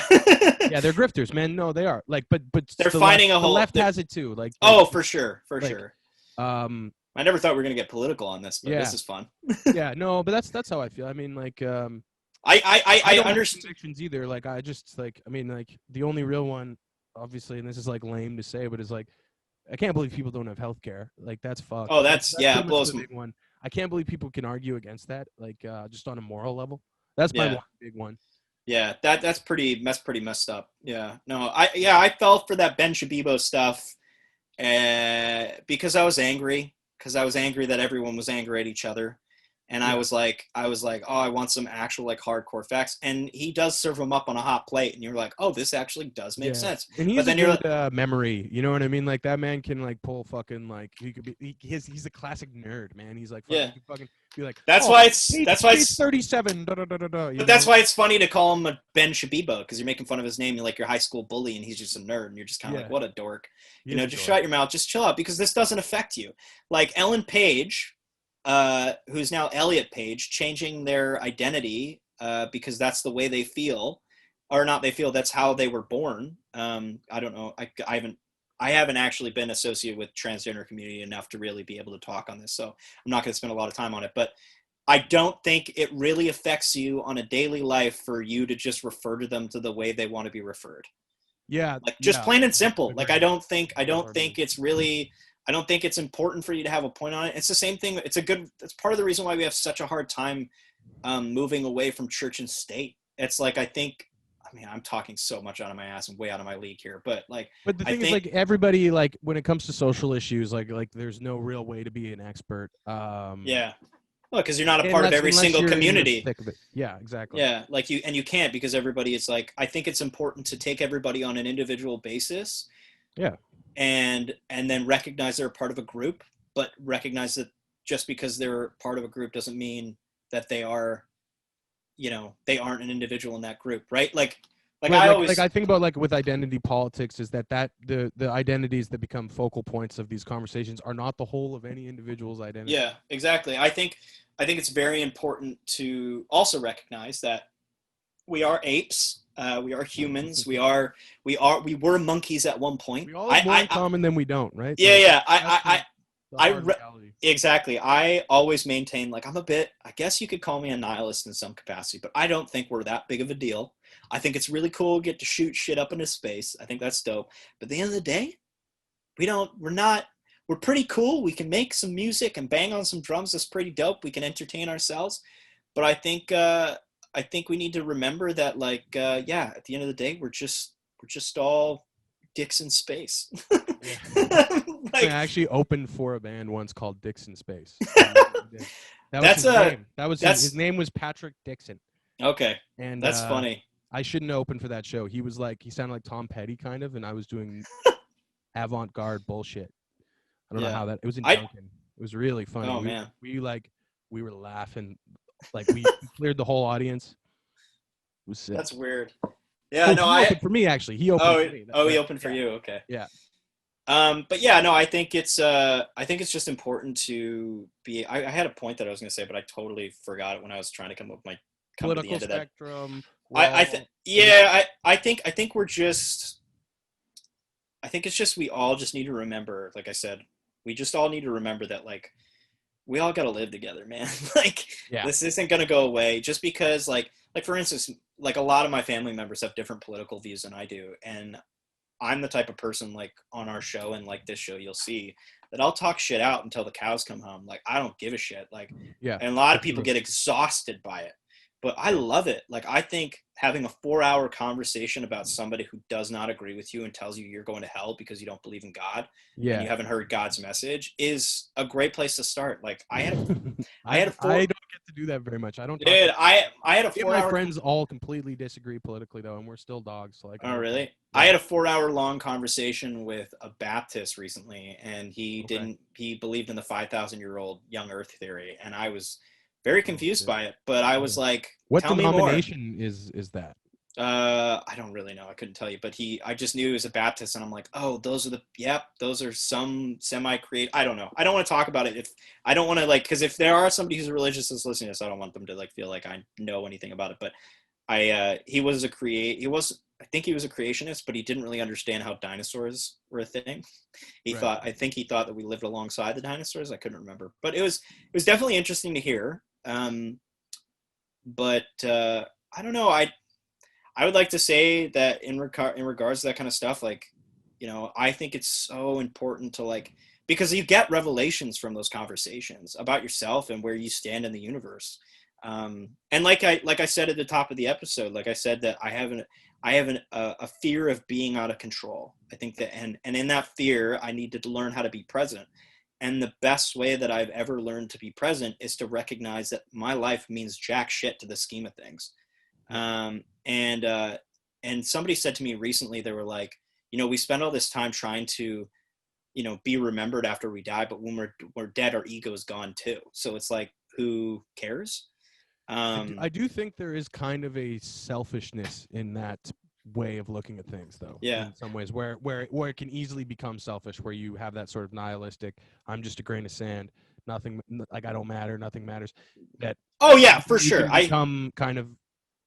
It can transform into, you know, not being a good member of the community at large. Not having like a great moral compass is kind of, I think, what you're trying to say. Is that what you're trying to do? Or not even worrying about it, right? Yeah, I think that's the thing. Is like I still worry about, like, despite how much I want to say it, like through and like, through. Oh no, I'm an optimist too. I think it's important through being optimistic and to like calm the worries of, you know, the potential disasters of the universe. Like I always used to do when I was a kid. I was always worried about the world ending constantly as a child. And now it's just like with the pandemic and everything, you know, it freaked me out a lot when I first started, and I was like worried about everything. And now I kind of like, it's just taught me how to be present, because I'm like, you know what, the world could literally end in a second. And if I don't enjoy this moment, like, I'm just gonna be fucked. I'm gonna be pissed off. And because if there is like a pearly white gates at the end of all this, you know, who knows? Like maybe I don't want to look back on my life and be like, oh God, why did I waste so much of my time just worrying about whether or not the world was going to end? And now the world's ended. And now I'm like, well, shit. Like, I think COVID is pretty good about that. Like this is a Reddit comment that I read that I thought was pretty good. And it's basically COVID has basically put a gun to the head, like in a hostage situation, to the entire world. Mm-hmm. I mean, most of the world, at least. Yeah. You don't have to believe that the gun's there. I don't give a fuck. But yeah, it is there. Like, it's Chekhov's gun. Yeah. But so there's a gun being held to your head, and it's like, but if and you're scared shitless, and this guy might pull the trigger, but if you're, or it's sitting on the desk. I guess that's what I was trying to say with Chekhov's gun. It's sitting on the desk. It's in the first act. It has to appear with the third. Yeah. But yeah, basically what I'm saying is like, if someone holds a gun to your head for 8 months, you're going to stop giving a fuck about that gun. Yeah, exactly. Yeah. And just be like, all right, well, now I'm living with a gun to my head. I don't know. Fucking, like, I guess I'll make a podcast. That's a good point. That's a good point. Yeah. Yeah, that's a great point. I think, and like I said, like I'm an optimist too. And I think in being nihilistic, in a sense, I become optimistic because I have, like because I think in the grand scheme, I like to use my hands in this part, but in the grand schemes of the world, you know, my life is a drop in the bucket, right? But I still want to try and make the most of that drop, but also live life without this overarching need for control to build some sort of an ego. And building a podcast really helped that, because when I built the show, I was like, I really had to challenge myself into like recognizing that, like, you know, what if nobody listens to this? And if nobody listens to this, do I want to keep making it? And what are my justifications for creating something that no one's consuming? Do you know what I mean? Yeah. And that's something I've struggled with, and I think come out on top. I don't give a fuck if anyone listens anymore. With the music stuff, I've made albums that nobody's listened to. Yeah. And I definitely look at it. I look at your work now. I don't like, for instance, your work, I admire your work because I'm like, oh, I want to strive to that level. So I want to say that I do look up to you in that capacity. I will say I'm a fan of that aspiration of not giving a fuck, because I'm not there. I'm not saying all this. I'm not there yet. But I believe if I say it enough, at some point, and I tell people, it's like the same thing when you tell people about your aspirations and the goals you want in life. If you tell other people about it instead of keeping it inside, at some point you're gonna get scared enough to be like, oh shit, I didn't live up to that expectation in myself. Right. It's something that always drives me crazy is when people talk about a creative idea, regardless of what it is, and don't see it through. Because I feel like, and I don't care that you didn't see it through. I'm disappointed for that poor idea. Yeah. That poor, beautiful idea that you love so much, that like I always think too as ideas, like they don't belong to you, like once you get to a certain point of kind of seeing it, it's not yours anymore. That idea is an angel, it's a muse, you know? It's a fairy dust, as Matthew McConaughey would say. That's why I like putting things out into the public once I kind of have a nice package for them. It's like, okay, next thing like, that's me be more fluid and like I have this philosophy that all ideas are equal. Some just take more time. Yeah. Oh, that's a good point. Yeah. Yeah. Like even if it's the dumbest fucking thing, but you think it's funny or something. Like, even if that dumbass idea takes 100 hours, you should see it through. And even if your magnum opus only took you a minute, like they're equal. They're equal. Yeah. Same reason I think Twitch streamers and like fucking David Lynch, David Fincher, whatever. Like I think that on a certain level they're equal, like philosophically equal, in that they're creators. It's as simple as that. Even if one is like maybe more entertaining and there's less depth to it on a you know, kind of gut level. You as a consumer need to treat those equally, because then you'll be able to kind of look at the world, I think, in a more balanced way. Yeah, and I think when you consume other people's ideas in the many facets, like Ben Shabibo versus like, you know, I don't know, anyone on the left-leaning spectrum, like I don't know, like I could name like a shitload of socialist individuals that are on YouTube, but no one's gonna know. Slavoj Žižev or something. Yeah, like there's like tons of people I know on both sides, and I think it's important to consume both. But I think it's so important to consume both, because if you do, then you're being kind of ridiculous into the idea that everyone's just going to constantly agree with you and believe that your opinion is right, because your opinion, though it moralistically might be, like on a moral level, it might be right. But at the same time, that's your moral standard and how you see the world. Yeah. So it's like, you know, I recognize that, like, on a moral level, what women want to do with their bodies is completely up to them. It's not me to have any opinion on that. On the other side, if you're a Christian fundamentalist and believe in that all baby lives matter and all that jazz, I get that. That's fine because I grew up with a religious context. So I understand that, and that maybe that's just because I'm able to recognize that because I'm privy to that certain subject on the but other you learn end. to sympathize with different worldviews. Exactly, and it's important to do that, but know that they're not yours. Exactly. It recognizes that you're not yours, and be able to find some sort of essence of an opinion in those. And in doing so, you need to be able to articulate those properly, so you're not like bullshitting like I sometimes do in saying I have knowledge on a subject when I really, right. Yeah, because I think people jump the gun where they go, I want to change your mind, which is never going to work. Oh God, like Steven Crowder. Yeah. I don't fuck with him at all. I hate that guy. He is a clickbaity idiot in my opinion. Dude, he's the. I'd love to have him on my show, but he's a bit of a. I don't know. He's the demon spawn of the internet. Yeah, he's not good. No, man, like because he doesn't have like even like an academic backing and stuff like most of these guys don't. Oh, and Peterson do. Yeah, I think it's just oh man. Yeah, I mean, I want to move away from this, but I hear what you're saying. Pundit, I want you to at least have some kind of like resume, honestly. That's true. Or lived experience, which I actually think is probably can be more valuable than academia. Yeah. Like my we should probably move away from it. But what I was going to say, the other person on the other end of the spectrum is like, I've really gotten into, especially after the election, it's not even because Joe Biden won and that I'm an American, but it's the first. You got to vote, eh? I didn't vote. Don't tell anyone. Even though this is already on the podcast. Was it just like a logistic nightmare? I just didn't really. I never voted in a U.S. election because one, I don't live in the United States, never have, for a point in time where it has ever needed to affect my life. The only time it's ever needed to, I guess this is a good way to say this because I've never really kind of articulated why as to why I don't vote, because I always feel guilty. I'm like, oh, I should have voted. Yeah, you never lived in America though, right? Yeah, I've never lived in America, so therefore, do I feel like I have a right? Not necessarily. It's just a piece of paper that. Yeah, like I lived there for 4 years when I was born, so yeah, it's just kind of like. Yeah. Aside from that, I never grew up going through metal detectors in a high school, so I didn't have security guards, right? So yeah, I don't really have that background to be able to say like I have a right to vote here. But no, I will say I think there's an honor in that, honestly. Yeah. Some people would disagree.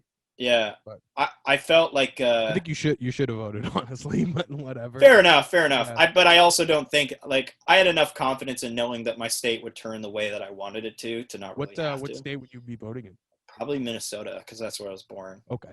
So, and most of the big cities in Minnesota are blue. So yeah. But anyways, this is the first time where I ever actually felt patriotic, and I actually like broke down into tears. I was like, it didn't even have to do with Biden. It was the fact that like this, like, it has been such a fucking shitty year, has been such a shitty year that it was like the idea of the smallest thing that could go right. Do you know what I mean? Like, I haven't had anyone in my family, pass away due to COVID or something like that. And thank God, but I feel for those people that have, and it was like the first time where I had, like, I was crying and then I recognized that I was crying because of something. And then I cried more because I was like, holy shit, like I am a human being. I do care about other people. I do care about other people's well-being and people that I don't even know, because you see all, like, growing up, you see all those like videos of those African children and they're like starving to death with those like Christian missionaries. And you're like, oh, that's really shitty. And then you change the channel. This was like, I feel like the first time where I felt somewhat like a human, where like I gave a shit about my fellow neighbor. Do you know what I mean? And it was like, it was really impactful for me. And it was the first time where I felt like patriotic for a nation. Because I've always said, like, I would never die for a flag, but I would die for a cause. Do you know what I mean? Yeah. Like I've never ever felt a Canadian patriotic person. I just felt like Breandan McGhee, this guy who, he's part Native, he's part Irish, he was born in the States, and he grew up in Canada on a tiny little island that, is on the west coast of Canada, right? And that's how I see myself. So Yeah, I don't know. I think we should move away from politics, though. Yeah, no, that was good though. I like that. Yeah, like that seems to be a driving theme for you is the desire for empathy, right? With your Yeah, show, with the podcast you said that you like to listen to, with yeah, like your recent feelings towards some sense of patriotism, yeah. um, I just want people. and like finding the satisfaction in that. There's a release to having Yeah, like true present empathy, right? I think And there's something. art is a great way to get there, in my Yeah. opinion. Oh, for sure. Because everybody can look at a painting and not yell at each other about that piece. Like, unless you're really passionate Unless about a it's like film. fucking like some Rothko shit or something. Right? Or The Lobster by Yorgos Lanthimos. That was my most controversial episode where I had to hold my friggin' tongue in that whole episode because I fucking love that movie. Yeah, And I was blown away by that film. both my co-hosts hated that film, and I was I so upset. I remember I listened to that episode a few nights ago, and I was like, "These guys don't understand art. What the fuck?" No, they do. I think they just couldn't. I think they just have they just have a different worldview. It comes the same thing as politics. Barely scratching the surface of being weird. It's it's weird as fuck. But it's not like you haven't been to. It's weirder. Oh, dude, the shit that I've seen in my years of going to like film classes, like we should get to my film because I started doing a bunch of. Love to do that. But the weirdest film that I have ever seen, so this could be a segue into that kind of film discussion. The weirdest film I ever saw was called. I really have to piss. Oh, you do? Okay. Can you just? Okay, I wrote down. You worked for Film One. Is that correct? Film One. Oh, Entertainment One. Entertainment One. Yeah. Yeah, E1. Yeah. You want to talk about that while I take a piss? There's nothing to talk about it though. Man, I really wish we could get together before I leave. Man, we should have done this so long. You got to come to the UK, man, and visit. Yeah, I would love to. We'll see when they let me. I was actually supposed to go to Scotland about a month after the pandemic. Oh, really? Yeah. It's pretty cheap, actually. We had tickets and everything too. I'm flying over for $390. Okay. That's it. Damn, that's really good. That's cheaper than Cross Canada, man. Yeah, well, that's what I keep telling people, man. You're gonna make me have to edit this fucking thing. God. Dude, it's not that hard. It's not that, man. Yeah, it's not that hard. For another, I got till Monday. Okay, that's good, dude. It shouldn't take that long. You just have to listen through and then fix some stuff. Yeah, it's the Adobe Premiere. It's just so slow. Just write down in the notes how long you've been recording, and then you were out for like 2 minutes. Yeah. So you wanted to ask me about E1. There's nothing really there. Basically what happened is my fiance Carmen basically was like, hey, I had like 6 jobs at the time, dude.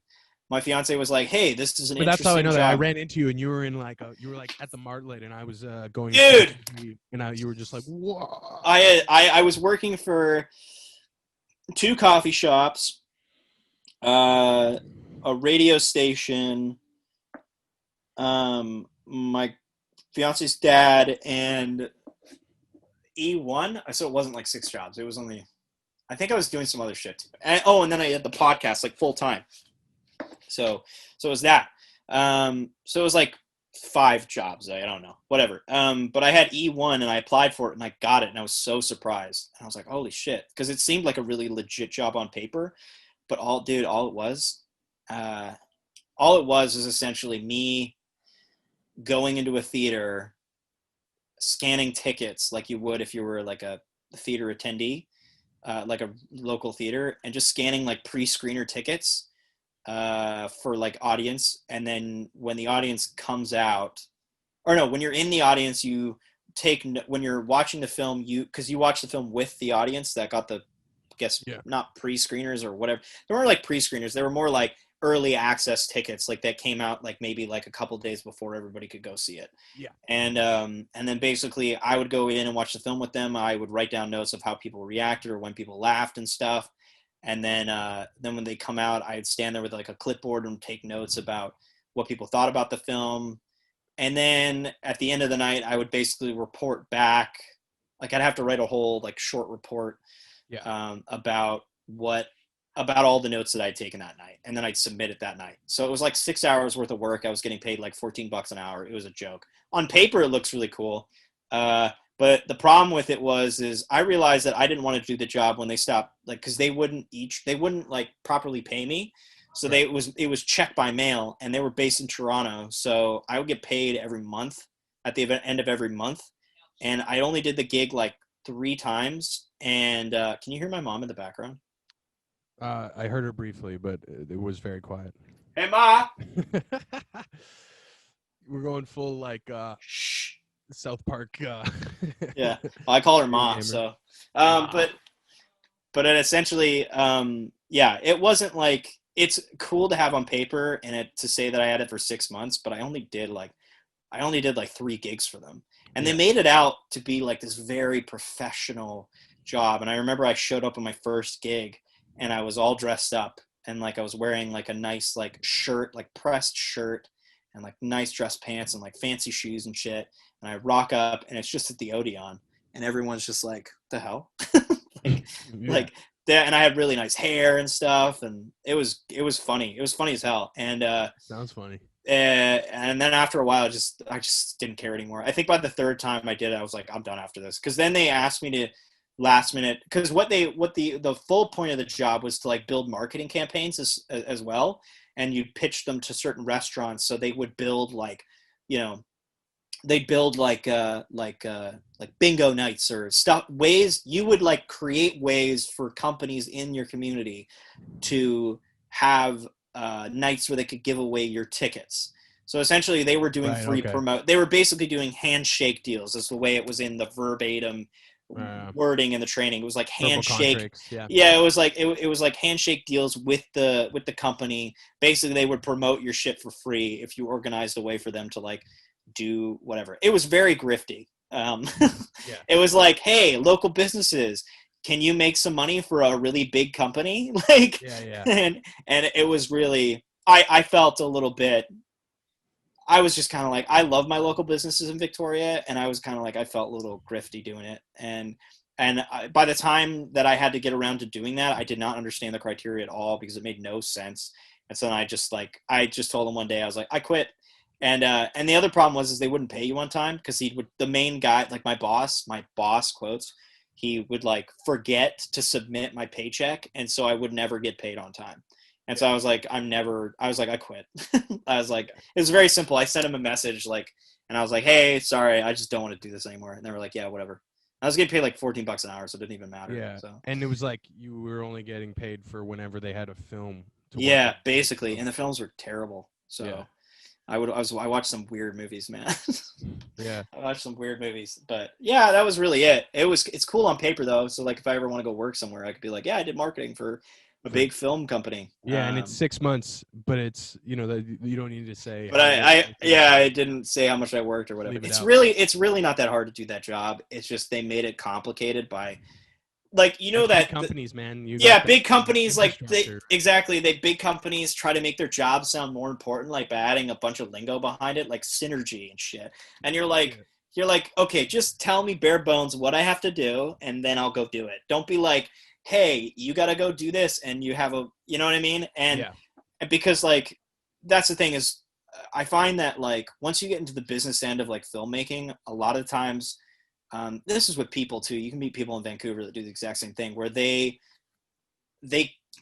pump up their sense of, and I'm not trying not to generalize it, because self-worth by using like accolades that they have gotten or whatever, like basically say like, oh, I worked on this set and I did this thing and blah blah blah, and then they want you to be like, oh, what did you do? And I'm not saying everyone's like this. I'm just saying I've met handful of people that are like this, and you're just like, okay, so like I've met marketers like this too for film and other stuff, and I've just been like, oh, so basically you just do this, and they're like, yeah, and I'm like, you could have just said, A plus B equals C, but you said A squared plus 2 times whatever equals the same outcome, and it's just a way to sound more, catchy and like know what you're talking about. Prestige. Really, exactly. Yeah. It's just to sound like you actually know what you're talking about. And it's really just, it's just gobbledygook. Like, it's just garbage. Like, if I ever start a company, it's just going to be very like, this is what you need to do it by this time. If you don't, we got problems. Like, that's really it.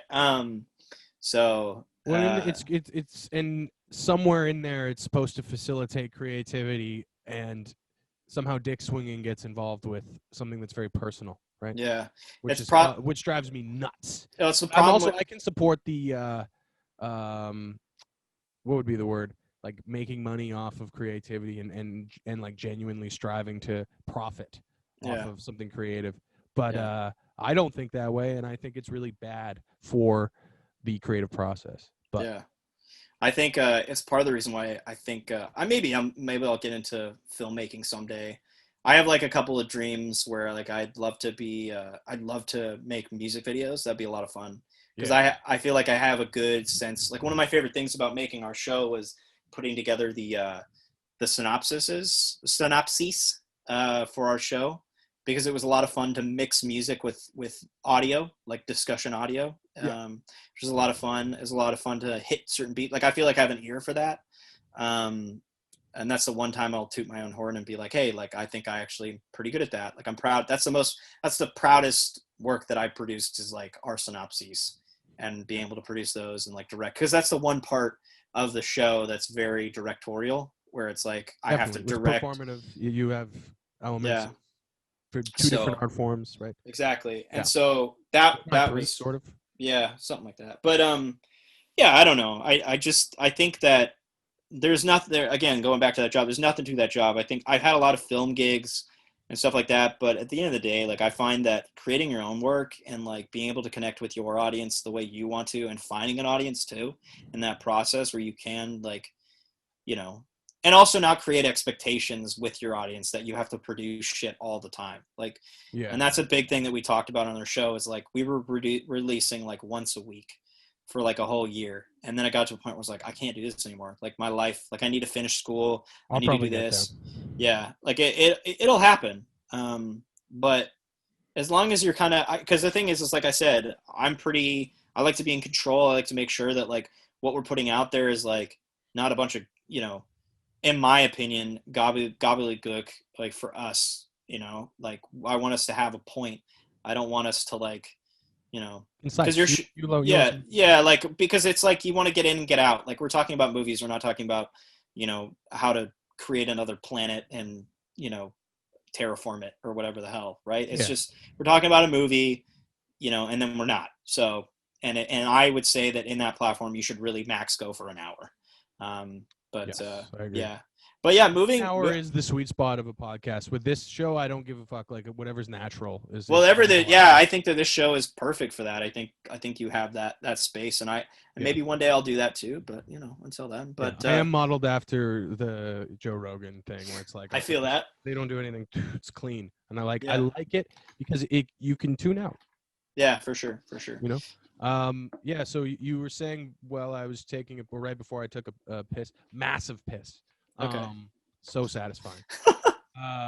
Was the most experimental film you saw? Well, I think it was. You were saying, well, it was called The Cremaster. Okay. And I only saw like 4, because apparently it's like 4 parts, but it's all like filmed in this museum. And I watched it in like my first year of college. Oh, I know this. Yeah, man. Course. This is what's this fucking guy's name? I know this guy. Yeah, Matthew so Barney. weird. Matthew so Barney. Weird, dude. He's married to Bjork. Oh, that makes sense. Makes sense. Holy shit, that makes sense. I've seen some of this stuff. Dude, it's so weird. It's like a weird chemical suit man throwing grease up against a wall and it melting and going down like a spiral building, and some crazy man dressed up like a zombie tutu outfit running around up the side of a museum and like rock climbing, and some lady with no legs running around. It was weird, dude. It was contemporary art, man. And the and the name is like the Cremaster is like the muscle in your testes that basically lets them like extract and like release, or constrict and then release. I don't know. It's really weird. But yeah, that was the weirdest thing I've ever seen. But I should probably, you know, because we're hitting on that hour, but I should probably get into. I wanted to come on the show because I've been working on it for a whole fucking year. Yeah. It's my biggest project yet that I have. Like, I'm really satisfied, and I can't wait to what I do with it. For the last year, since January 1st, I've never really set a sort of like, what's it called? like a new Year's resolution for myself, and really tried to commit to it. Aside from like losing weight, I've actually done that, which is pretty cool. But every time I saw a new film, I would rate it and put some notes on it. So yeah, are you familiar with Letterboxd? I have, and the only reason why I don't do it is because I don't want to write about film for a very long time. Yeah. I'm kind of done. That's why I started doing a podcast, because I was like, I'm so sick of like articulating my ideas and spending 8 hours a day, because it takes me a lot. Like I said, like I like to be in control of my opinion, and articulating it on paper takes a lot more longer because, I have to write it all down, right? And anytime I don't start off with a great ass thesis statement, I'll go back and have to reframe it. It's a whole thing. So I think I'd spend too much time editing to really do that, but maybe one day. But this whole year, like I've spent a whole year basically watching, like I watch old films. More recently, I've been wanting to watch a lot of older like films that I've seen before, because I used to not like to do that at all, where I just like have a rule. I've struggled with that too. I have a rule where I just like, I'm like, oh, I don't want to rewatch that for a while. But like, this last year, I think my favorite, I think the best film that I've got on, some of the top films I think I've got on there are, oh man, I saw Sunset Boulevard recently. Oh yeah, Sunset Boulevard is a slapper, man. That is a great fucking movie, man. Billy Wilder, man, he like that shit it's entertaining, it's artistically viable, great performances, great story. Oh, it's amazing. It's amazing. Yeah. What was another very one? Iconic too, like a lot of tropes that have come out of that movie with the the staircase and stuff, and the floating in the pool. The one film though that I gave out of 10 this year was The Devil All the Time. That was on Netflix. Oh yeah, I wanted to watch that. I fucking love that movie. I don't know what it was about. Maybe it was the people that I was with, because that plays a lot into it too, like the people you're with. But I don't know if it was the people I was with. I saw that film and I was like, this is a great fucking movie, because it paid attention to all the characters, everything tied back, and you could see where it was going and stuff. It was a great film. And then another film that I really, really liked this year was, and this is just a guilty pleasure because Sharon Stone was my fucking girlfriend back when I was a little kid, was The Quick and the Dead, dude. The Quick and the Dead? I don't know that one. That's with Leonardo DiCaprio, Gene Hackman, Russell Crowe, and Sharon Stone. And I think it was 1995. Yeah, it was a year after I was born. Holy crap, Sharon Stone is a drop-dead fox in that movie, dude. Yeah. So that's the whole reason why I love it. Yeah, it's fucking Sam Raimi directed it. Okay. Yeah, and it's great because it feels like a Sam Raimi film. Like it's very cheesy, but it feels like a proper Western. But it was just like a gunfighting movie. It was like, you know what I mean? And it wasn't anything else. What else did I see this year? Oh man, I saw. I'm sorry. Hold you see Tenet? I didn't understand it at all. Yeah, I thought it was fun. Christopher Nolan's. I said this in another podcast, but it's his attempt at doing Michael Bay. That's what it felt like to me. Yeah.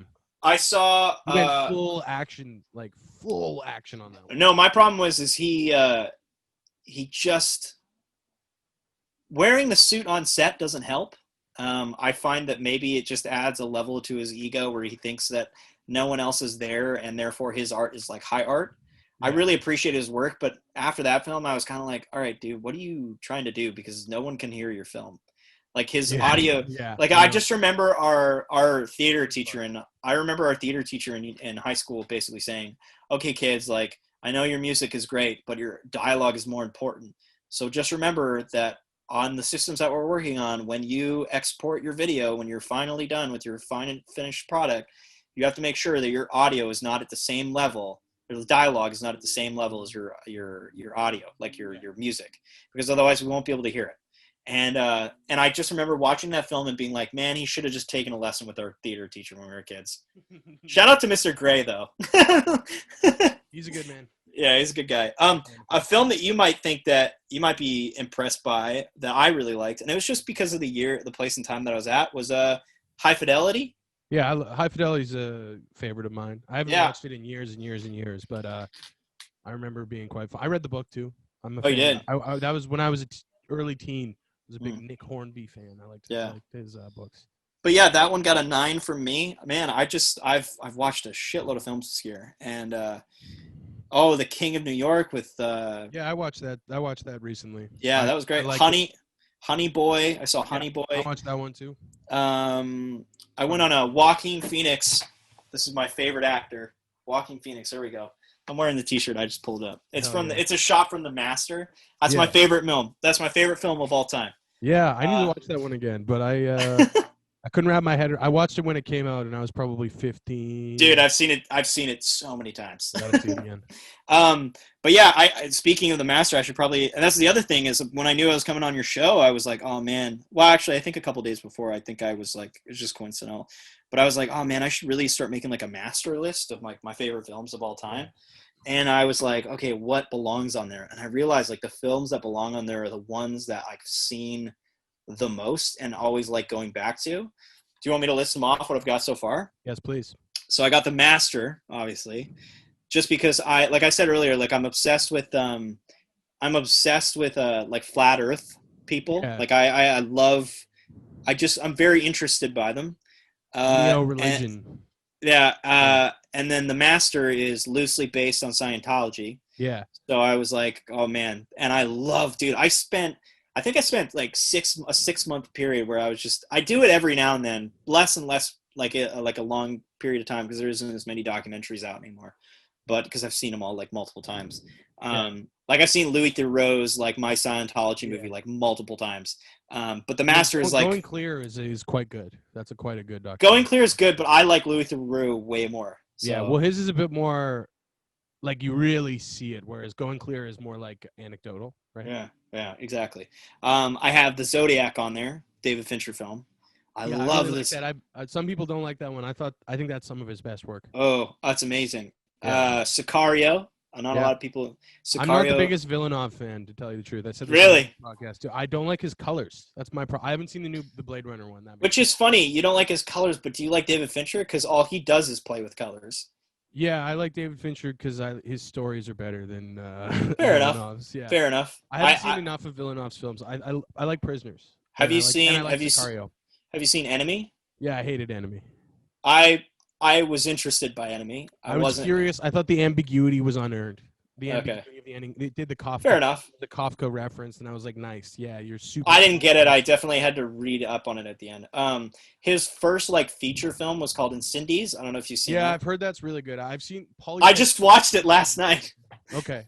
It was fucked, dude. It's dark as fuck. I know that. It's so dark, man. Yeah, that's what you get to the end and you're like, oh shit. Like and then so I got Sicario on there. I just like that movie because Sicario is just like tonally, that movie is off the rails. Like because you're constant. I watched a video essay talking about how who's my newest crush in Hollywood right now? What the hell's her name? Anna Taylor-Joy. No, who's the lady who? Oh, she's Emily Blunt. Emily Blunt. I love Emily Blunt. She's one of the most beautiful human beings on the face of the earth. Yeah. She's quirky and funny, and she's married to a really cool dude. But I love her. She's such a terrific actress. But I watched a video essay recently where they talked about how she's actually the antagonist of that film. It was like the protagonist is like Josh Brolin and it's Benicio del Toro, right? Benicio del Toro. He's like sort of the real protagonist. Yeah. And you get that in Sicario 2, the second film. I just really love Taylor Sheridan films. Yeah. He's a newer guy. He's done Wind River, Hell or High Water. He makes that Kevin Costner show, Yellowstone. I think that's really good. Yeah. It's so good, dude. It's really good. It's like what is it? It's like porn for people that really like scenery. Yeah. It's like oh man, it's so beautiful to look at. So I got that, and then I got Meet the Parents is like one of my all-time favorite slapstick comedies. That rocks, hell yeah. A long time, but I got 1 Hour Photo. Have you ever heard of this film? I've seen 1 Hour Photo. Yeah. Dude, I love that movie. I like that movie. I didn't love it. I thought it was I thought it was kind of a mess, like tonally. I was like, it couldn't commit to being as dark as it was. Fair enough. Like Fair enough. Like, where's the line here? I really liked that the first half is better. Is really funny. The first half of the film is way like the first 2/3 of the film are way better than the second half, the last half. Yeah, because it turns into like very generic, yeah, exactly. Hollywood, exactly, like, twisted, like where the protagonist is the bad guy, fucking kind of thing. Like yeah, and you're just kind of like, okay, like I get he's trying to kill these people and all that jazz. Yeah. It's just a really weird movie, and I love cringe. It forgets that you're trying to be empathetic towards Robin Williams. Yeah, right. I think one of my favorite shots is the part where he's on the toilet taking a shit in their house. Mm-hmm. It's just such a weird scene where he's like he breaks into this house. In his mind, like he's daydreaming this, but he breaks in his house, but in his daydream, he pictures himself pooping on the toilet. And you're just like, that's just such a weird, like, aspect to add to your own daydream. And visually, it's just strange. I have a Christmas Story because that film just, like, has, like, a great place in my heart. I have so many memories with that film. I was on TBS, like, 24 hours a day back when TBS was a thing. Yeah, I haven't seen that movie since I've seen it on television. I watch it every year. I haven't had cable in 12 years or something. I own most of these films, so okay, cool. The Departed, because I've seen it The Departed fucking rocks, man. I've seen that movie. Performances out of all three of those actors. Oh, amazing. I got What About Bob, which is another one that's like. Seen What About Bob? What About Bob's a film with Richard Dreyfuss and Bill Murray. Richard Dreyfuss plays like a high-end, like really good psychologist or psychiatrist. I can't remember for Bill Murray, who's like plays a character named Bob Wiley, and he's like this patient. And I don't know, you'll have to see it. It's wild. This is one I'd watch with my brother. It's directed by Frank Oz, who is a Muppet. I didn't know that. Muppet Show.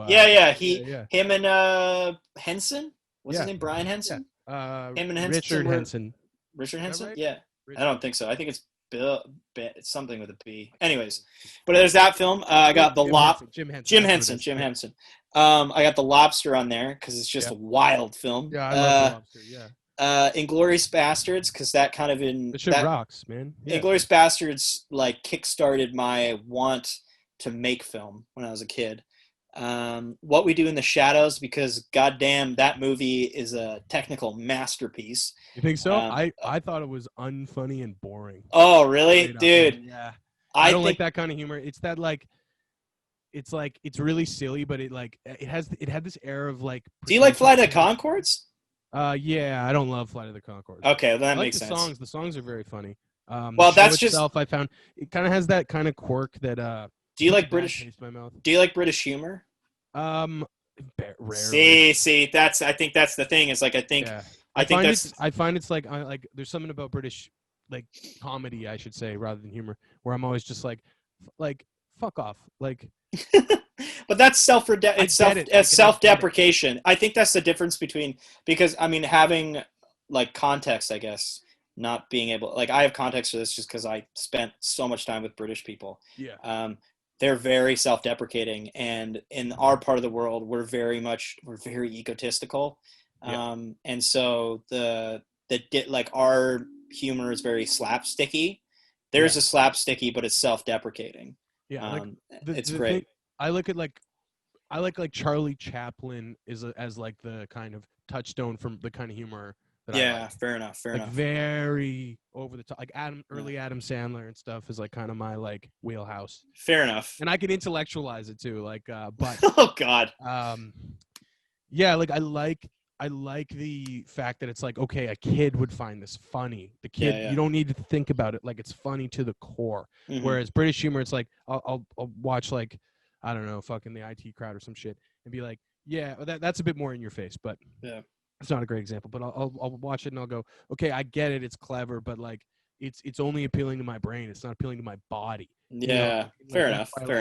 Like, I think just saying "come" over and over again is really funny. Like that's like funnier than any like intellectual humor. I don't find that funny at all, but I appreciate the fact that somebody can. Yeah. I don't know. If I said "come" enough times, I might get you, man. Okay.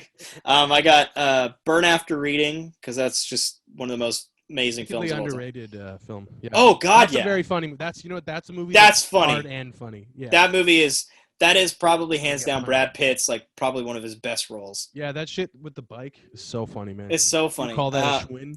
Yeah, that's a schwinn. Yeah. The Ocean's 11 series. Oh yeah, yeah. I have seen like those might suck if I watch them again. I have seen the Ocean's 11 series. I just rewatched them recently. I've seen that series so many fucking times. I love Steven Soderbergh. So. Yeah, me too. He's one of my favorite films. He's the beautiful canon of work. I like his. Did you watch the show The Nick, his TV show? No, I really want to though. It was really good. It kind of ended on a cliffhanger, which was really shitty. But... I've heard that they're doing another season. I might be wrong. Maybe I don't know. I got Green Room, which is Jeremy Saulnier's I saw Green film. Room. I didn't like Green Room very much. Oh, I love Green Room, dude. I love that director. He makes a lot of good stuff. Jeremy Saulnier. He also made Blue Ruin and Hold the Dark. Yeah, Hold the Dark was a lot darker. It was very. I didn't see that one. It was very different. I have Escape from Alcatraz, just because I remember watching that movie when I was a kid, and I love prison escape films.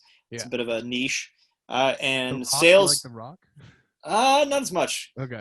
And Salesman or Salesman, or The Salesman, which is what are their names? The Malay brothers, the Malay brothers. They're like documentarians, and it's like it's a documentary on Bible salesmen. And I love it. It's great. It's like Bible salesmen in like the 50s or 60s. And it's just them following them around, following Bible salesmen around. And they have and it's just like really grifty salesmen trying to make money pretty much. But yeah, man, that's my list so far. I think I'm gonna work on it for the next year, and then that's pretty good. It's not generic at all. Honestly. No, it's very. I was really impressed when I started putting pen to paper. I was kind of like, oh, I'm actually like really impressed with like how kind of like all over the place this is, and I feel like those films. I'm a pretty big stickler for the films that I could rewatch, but those films I could they're mostly films that I knew that if I was like really bored one night and I wanted to do something else, or was, I could leave the room and come back and be like, oh my God, it's the same thing with The Office. Like The Office is my favorite show of all time. Yeah. And it was my, and this before it was on Netflix, I was a fan of it in high school. It was my favorite show. Yeah. And I talk about it all the time. I've been watching it since it came out in like 2005. I've been watching it on syndication. I thought it was like the funniest show, because you can be exposed to cringe in such a way. Because a lot of people can't handle cringe. Yeah. I love cringe. Yeah, I love it. I think cringe is very funny too. Yeah. That's something I can get behind. But do you have any more questions for me or anything like that? Or oh man, I don't think I do. Oh, okay. But yeah, I don't know. I think that I'd like to think that we talked a lot about. I'm not trying to wrap it up for you. This is your show. We can do whatever you want. Well, what are you gonna say? I was just gonna say, like, I think we've covered the bases. I think so too. I think I don't know. I guess I could say kind of. I mean, I'm not gonna like peace out like this, but I'll let you end your show. But I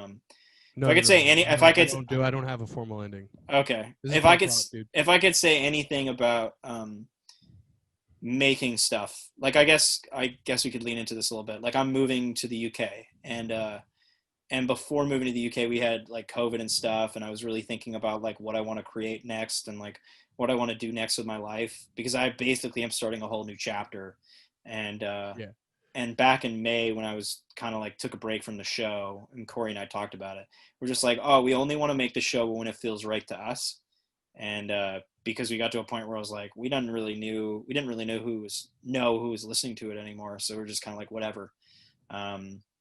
So I don't know. I'm kind of at a point now with the show where I'm just like, I'm going to make it when it feels right. And the way we're headed right now is I've kind of reached, I kind of wanted to change the show up a little bit and make it shorter and add a little bit more serious tone so I can use it for like a portfolio to show other people, so I could potentially get on a radio station or pitch my show to like a radio station or something like that. Yeah. But yeah, like, I don't know. So I can have that catalog. But do you need to like, fuck old media, man? Like you could do it I yourself. mean, I think it's just more like I want the structure of working legitimate, and I want to at least feel that, because when I worked for for CFUV, and that was fun. It was great. Don't get me wrong. I currently have a show on CFUV. Yeah, I used to work for them, and they were really great over there. I think it's just I realized that there was some capacity where I was like, oh, okay, I'm a fan of this and this like this kind of structure.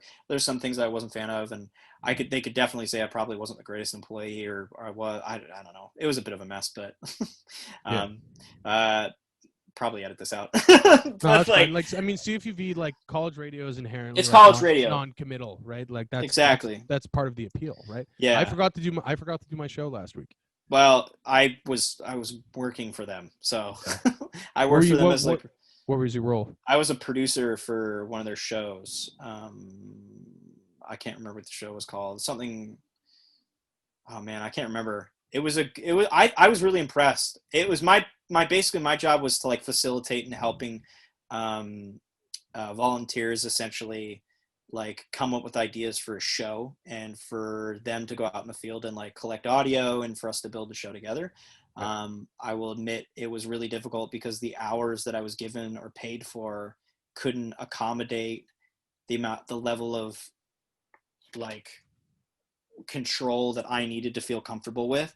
Yeah. And so I kind of just fell off the map a little bit. I was just like, this job I wanted to give it so much more than I ended up giving near the end, like especially near the end. Cause I felt like my job was a bit redundant because I was like, well, because my supervisor was kind of doing most of the work anyways, because they didn't have enough hours for me to do my own job. So it was just kind of like, by the time I came in, I had to play catch up with all the work that my boss was doing. So I was just kind of like, what the hell? So no, this is no slack on CFUV at all. It was just a matter of like funding. I love CFUV, man.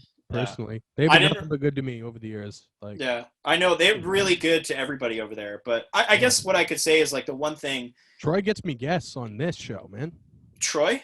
He's the current. Oh yeah, Troy. Yeah. Troy. He's a really good dude. He's the director over there now? Yeah.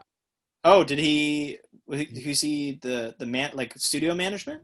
Or is that? He's like top dog. I don't know what it is. Oh, is he really? Oh, okay, I didn't know that. He might have moved up because somebody else was there before. He took over whoever the last person was. Oh, okay. About a year and a half ago. Okay, cool. 2 years maybe. Okay, cool. Yeah, well that's helpful because I need to get in touch with the other guy who was the old studio manager. So because I need him for a reference. Okay.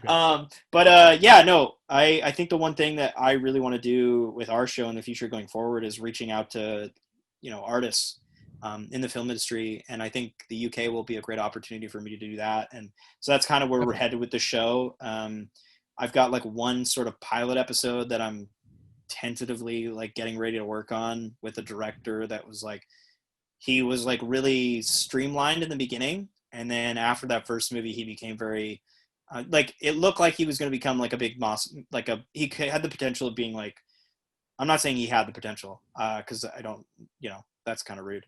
But from my opinion, after watching his first film, it looked like he was going to become like a big, like he could become like a big Hollywood director, but he kind of ended up doing his own thing. And I really appreciate it about somebody where they just basically are like, no, fuck the system. Like, I'm going to do my own thing. Yeah. And so that's what he does. So like his first film and his second film are so wildly different. I'm working on that. And then I'm getting in touch with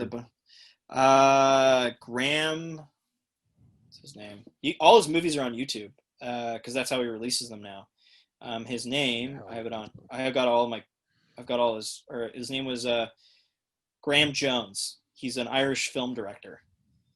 And then, I worked with like a bunch of small time film directors and like somewhat big time people. Like we did Stephen Campanelli, which was cool, with Indian Horse. And, but yeah, I don't know. There's like a bunch of people I really want to, I have the ability to access. Do you know the guy, do you know John C. McGinley? Yeah. Like the guy from Scrubs? The guy from Scrubs, yeah. He was like, he was in a movie I watched recently too. Yeah. He's somewhat like, I have the potential to get in contact with him and doing an episode. So I've thought about having him on our show. How do you have the connection? So once you're on Twitter enough, you get to know people and then you reach out to like artists and you're like, hey, let's talk about your film. And then that film happens to have a certain actor in it that knows somebody. And then I'm chasing that beast with this show, man. And that actor like likes your work that you produce for them. And then you're like, okay, well, and then that actor tends to have a fan club. This is all very specific, but read it as you will. But that actor has a fan club, and then you ask the fan club, how do you get in contact with them? And then the fan club answers, and they give you agencies' numbers and stuff like that. So, like we've gotten in touch like that way. And there's like a lot of Canadian filmmakers that we've been able to get in touch with. This is really cool. A lot of like British filmmakers too. Like we had Paul Schulberg on the show with his film like The Good Catholic, and what's his name? John C. McGinley was on that film as well, and that's how he heard about us. And then I tweeted about him recently. Actually, I made a tweet. I found this post on Reddit.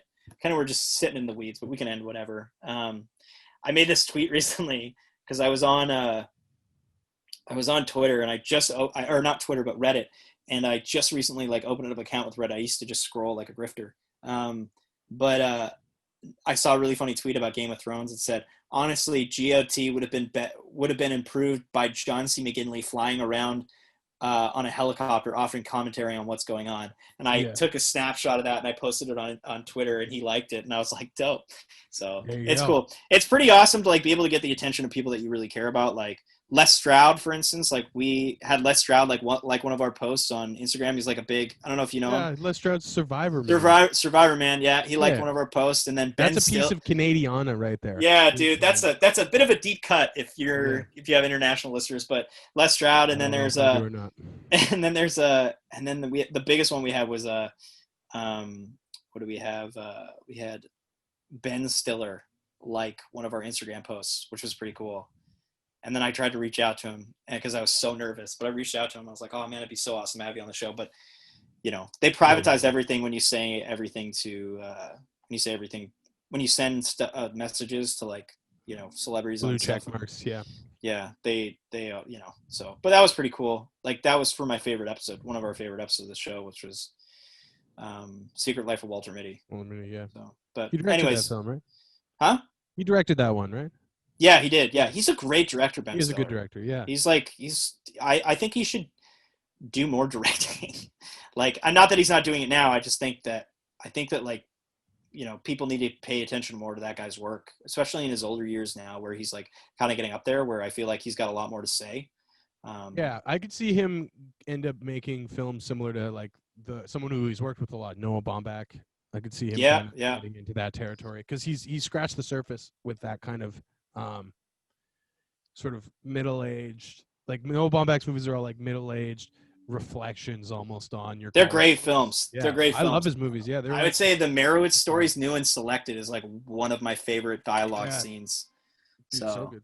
Adam Sandler's in that one, my man. That's one of my only. That's one of the only Adam Sandler films where I'm like in recent years where I'm like really impressed by. I'm always impressed by him. Yeah. All right. Well, I think we're done. I hate to say it, but I think we're kind of just grasping at straws right now. Yeah. But I don't know, man. Well, this has been so much fun. That's been fun, Breandan man. McGhee, my man. Yeah, hell yeah. What's your Twitter? Throw your Twitter out here. Well, you can probably the best place. Can I just name a bunch? Is that cool? Hell yeah, let's go. Okay, so my Instagram name, that's probably where you're gonna find me the most. That's because that's where I post the most shit. I don't really do anything on Twitter. I just dick around on it's not even on my Twitter. So my Instagram is just Breandan McGhee. It's BREANDANMCGHEE. Yeah, I'm just on there quite a bit. It's just me and my pictures of me and my fiance and me and my friends just dicking around. And then our Instagram page for the show is the Reel Rant. It's just the Reel Rant, all one word, no spaces or anything. REEL. Yeah. REEL. Yeah, not like the real, like the real isn't like film reel. And our Twitter, the Twitter account that you should probably follow, that makes the most of the sense, is probably at the Reel Rant Pod.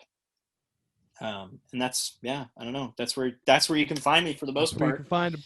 And if you want to send the show an email, you can send the show an email at to the Reel Rant Podcast at gmail.com. If you're a fan, filmmaker, or creator, you can go ahead and send us an email there for us. So yeah. Anyways, man, this has been so much fun, and I gotta go to work, and you look like you need to do something else. I'm doing another podcast in an hour and a half. Oh, really? Yeah. Oh, yeah. I'm a machine. Okay, man. How do I just leave? I'm just gonna hit stop recording.